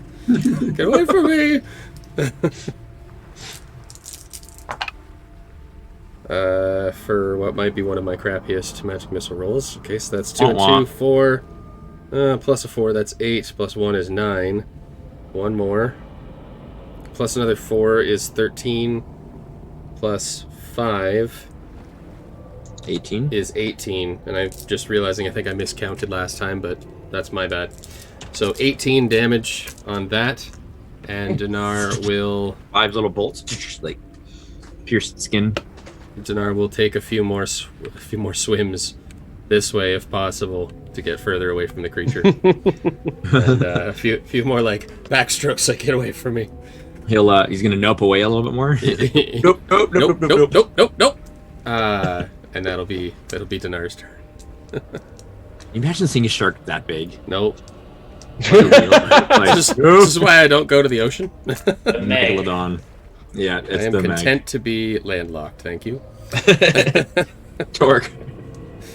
Okay. Torque is just gonna swim like right through the cloud of blood that was created from the other shark. Just rocket right through the cloud of blood, trailing it behind him like a red underwater comet. I'm gonna pull myself right here. I realized that I've been forgetting to apply my Crusher feat, which apparently doesn't have a size restriction. So Lame. I'm gonna, with every hit that I make on this thing, I'm gonna try and push it at least 5 to 10 feet further away from Dinar. But first, I'll do the electricity first. So I'll ask it to make a DC 14 dexterity save. Shocking. Oh! Okay, so he only takes half. 18. Actually saved for once. So round that down, he takes 1 lightning damage. Ow. And then I'll make my 2 reckless attacks. Yeah, I for some reason I thought that it was like restricted by size, but apparently not. So I will. Well, it can only be 1 size larger than you. It's 2 sizes larger. Oh, and it's only once per turn, not once per attack. So I can move it up to 5 feet away. But it's 2 sizes larger than you, so it's actually too large for you too. Oh, right. Oh, I'm sorry. The way that I'm positioned, my laptop is actually like I have the Zoom call on my laptop and then Roll20 on my like PC monitor behind me. So the top of my laptop actually cut off part of that text. Sorry, mea culpa. So you were doing it perfectly right the whole time. Yeah. 25 to hit. Yeah, by forgetting to use it, you were right. So, yeah. 25 hits. Okay, I'm gonna smash him right in the jaws for 14 bludgeoning damage. And then on the upswing, you're gonna need a bigger boat.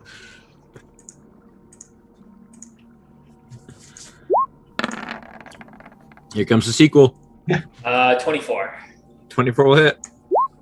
Not quite as good as the first, though. So 12. So that was 14 plus 12, so 27 damage total. Nice. Puns make me happy. Okay. Nice. Yeah, you got a good couple hits in there. Well done.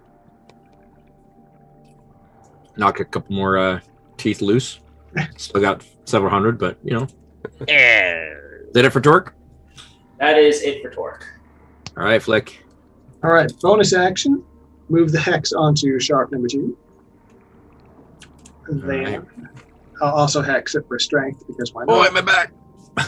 And 1, 2, 3, I can move that far. And then I will stab him twice. My new hex buddy. I love the casual like that. Hey, I'll move that far and I'll stab him twice. So You said that out of context in any other situation. I guess we're not in a flanking situation yet. No advantage. So just 2 straight attacks. 18 to hit. That'll hit. Nice. For 13 damage. And 16 to hit. That will also hit. Nice. For 13 damage. Very nice. Nice. Looking rough. Good. Yep. All right. I've moved a bonus to action. I'm done. You quipped? Did you quip? I don't know if you quipped that time. Oh, yeah. All right. That's a free action for you anyways, but... Talon. How's this shark looking? Pretty rough. As rough as the last one, or a little bit healthier than that? Not quite that rough yet, but rough. Okay. Yeah. Well, try to not do damage to it so that you can get the killing blow. So no. The problem is Thunderwave has to originate from me, so I have to get into close. Melee to hit it without harming any of you guys. Is the problem? I see. I could hit it without having to get in melee if you guys weren't all in the way. Right. Actually, I think I can. If I move here, if I spend 15 feet to move here, actually, I can do that. Yeah. So I will do that. Wasn't that all diagonal movement? Oh yeah, it was. You can get to the second square. So I can get here, right? You just gotta sacrifice your here. Yeah. So the first diagonal's 5. No, actually, the second one's 10. If I'm right next to the Seacorn, I can just do the 15 feet in front of me, and it'll hit. That's true. Yeah. Side of the shark that way. And technically, I could actually do. Do it there. I can slide it over as well. But yeah. Wow. Yeah. I can do it on the diagonal. Off the corner, or you can do it there. Either way, I can. Yep. Either way, you're good. Yep. Okay. All right. That's con save. It is a con save. That is an 18. So that's a success. So Better it's damage roll. half of 21. So 10. Yes. And then, do I have any movement left? Probably not because I don't think so. Yeah, I don't think so. That's your full half. So yeah, I don't think I do. That's fine. All right, Sally, don't let me down. all right, that for Taylor. 21 to hit. No, Sally's attacking. Sally's attacking. Yeah, 21 hits. Yep. 21 to hit for 14 piercing damage. Wow.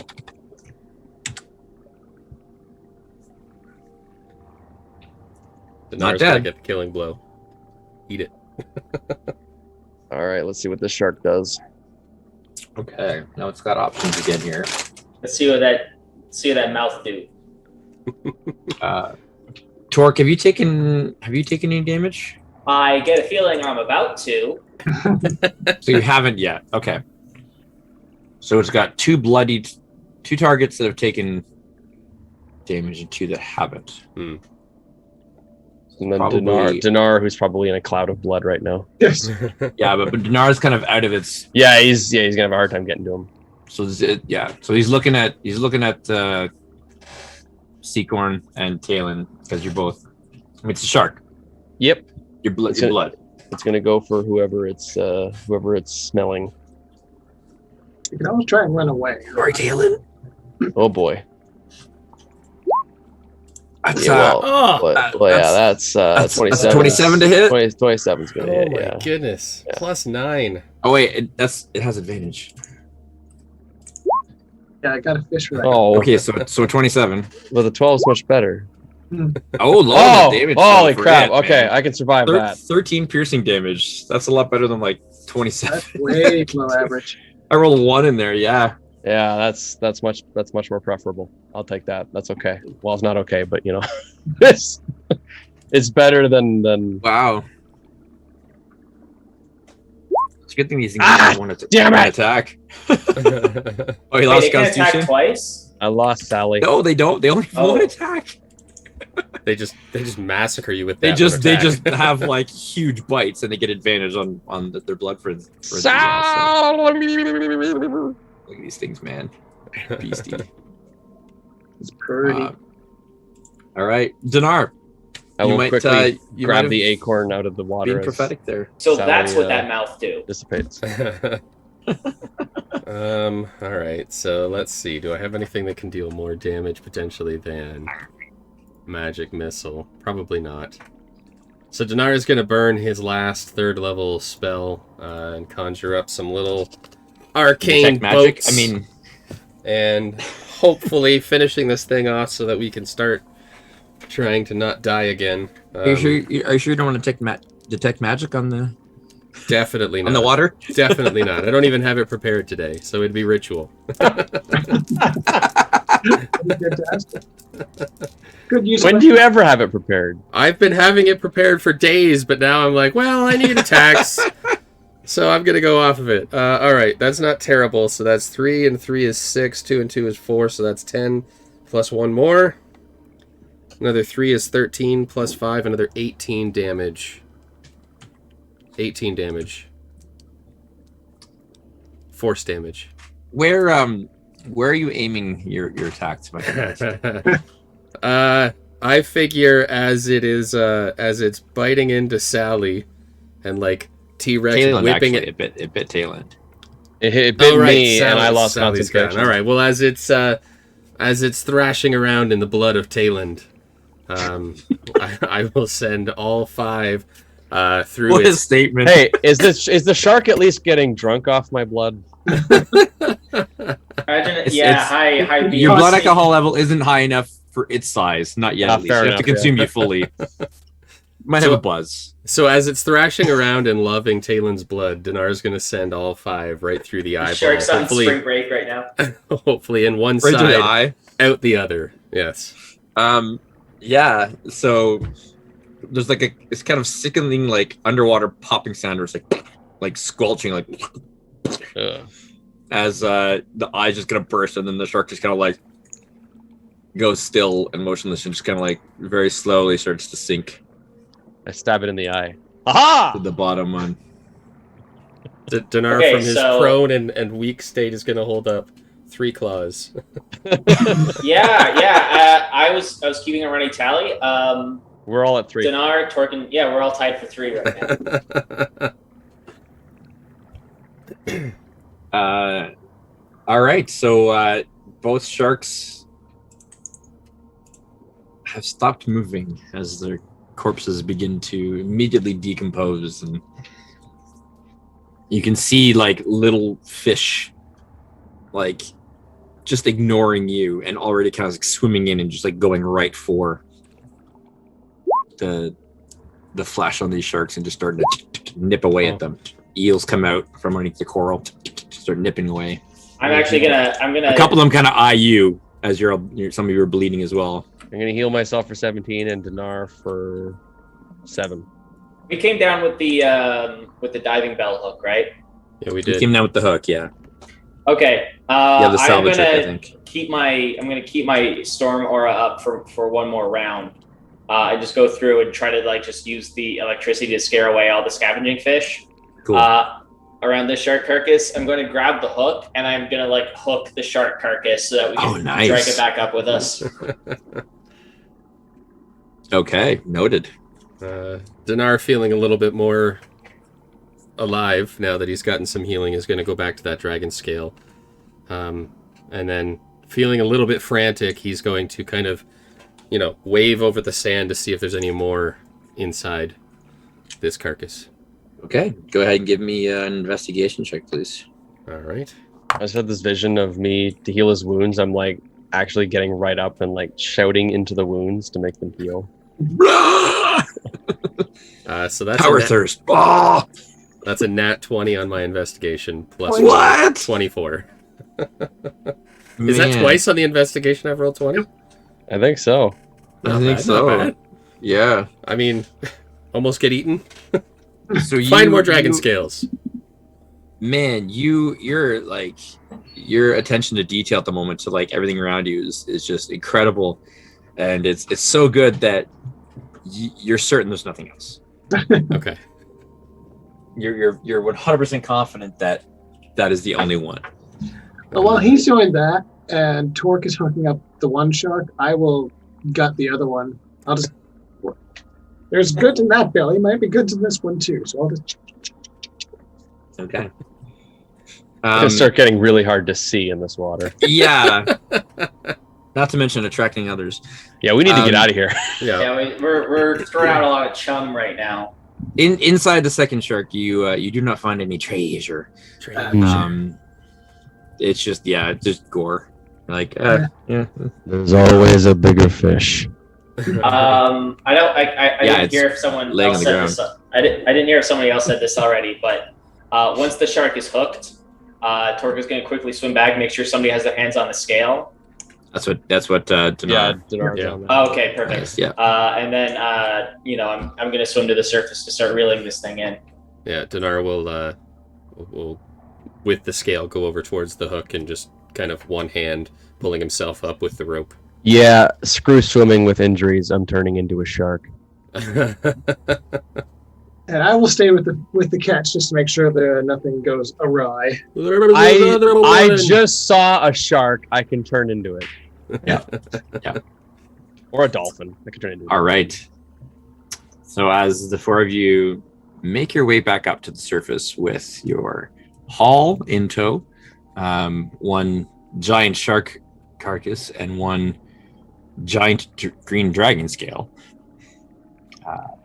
you leave the second corpse below, which as soon as you kind of leave, you see the scavengers immediately kind of swarm in and start to go to town on it.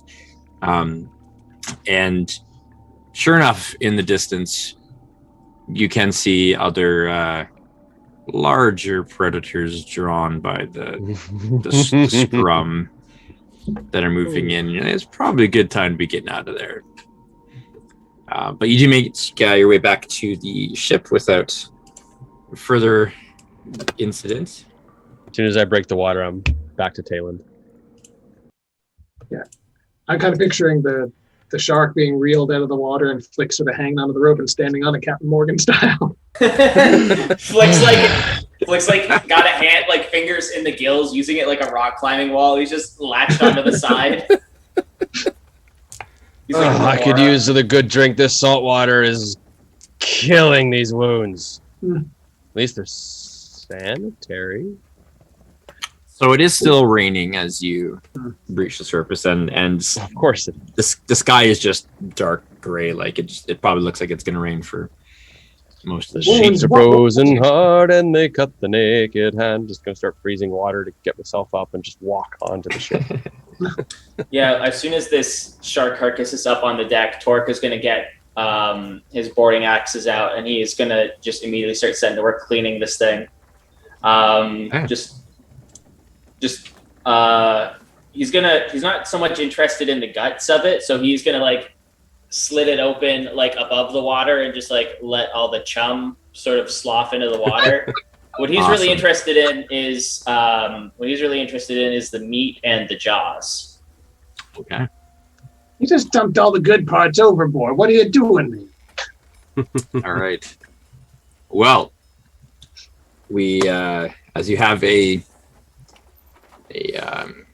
giant shark to harvest and see what you can gather off of it, and a rather rare and curious treasure to have been found in the presence of a whale carcass, and you've marked off another location as not containing the ruins.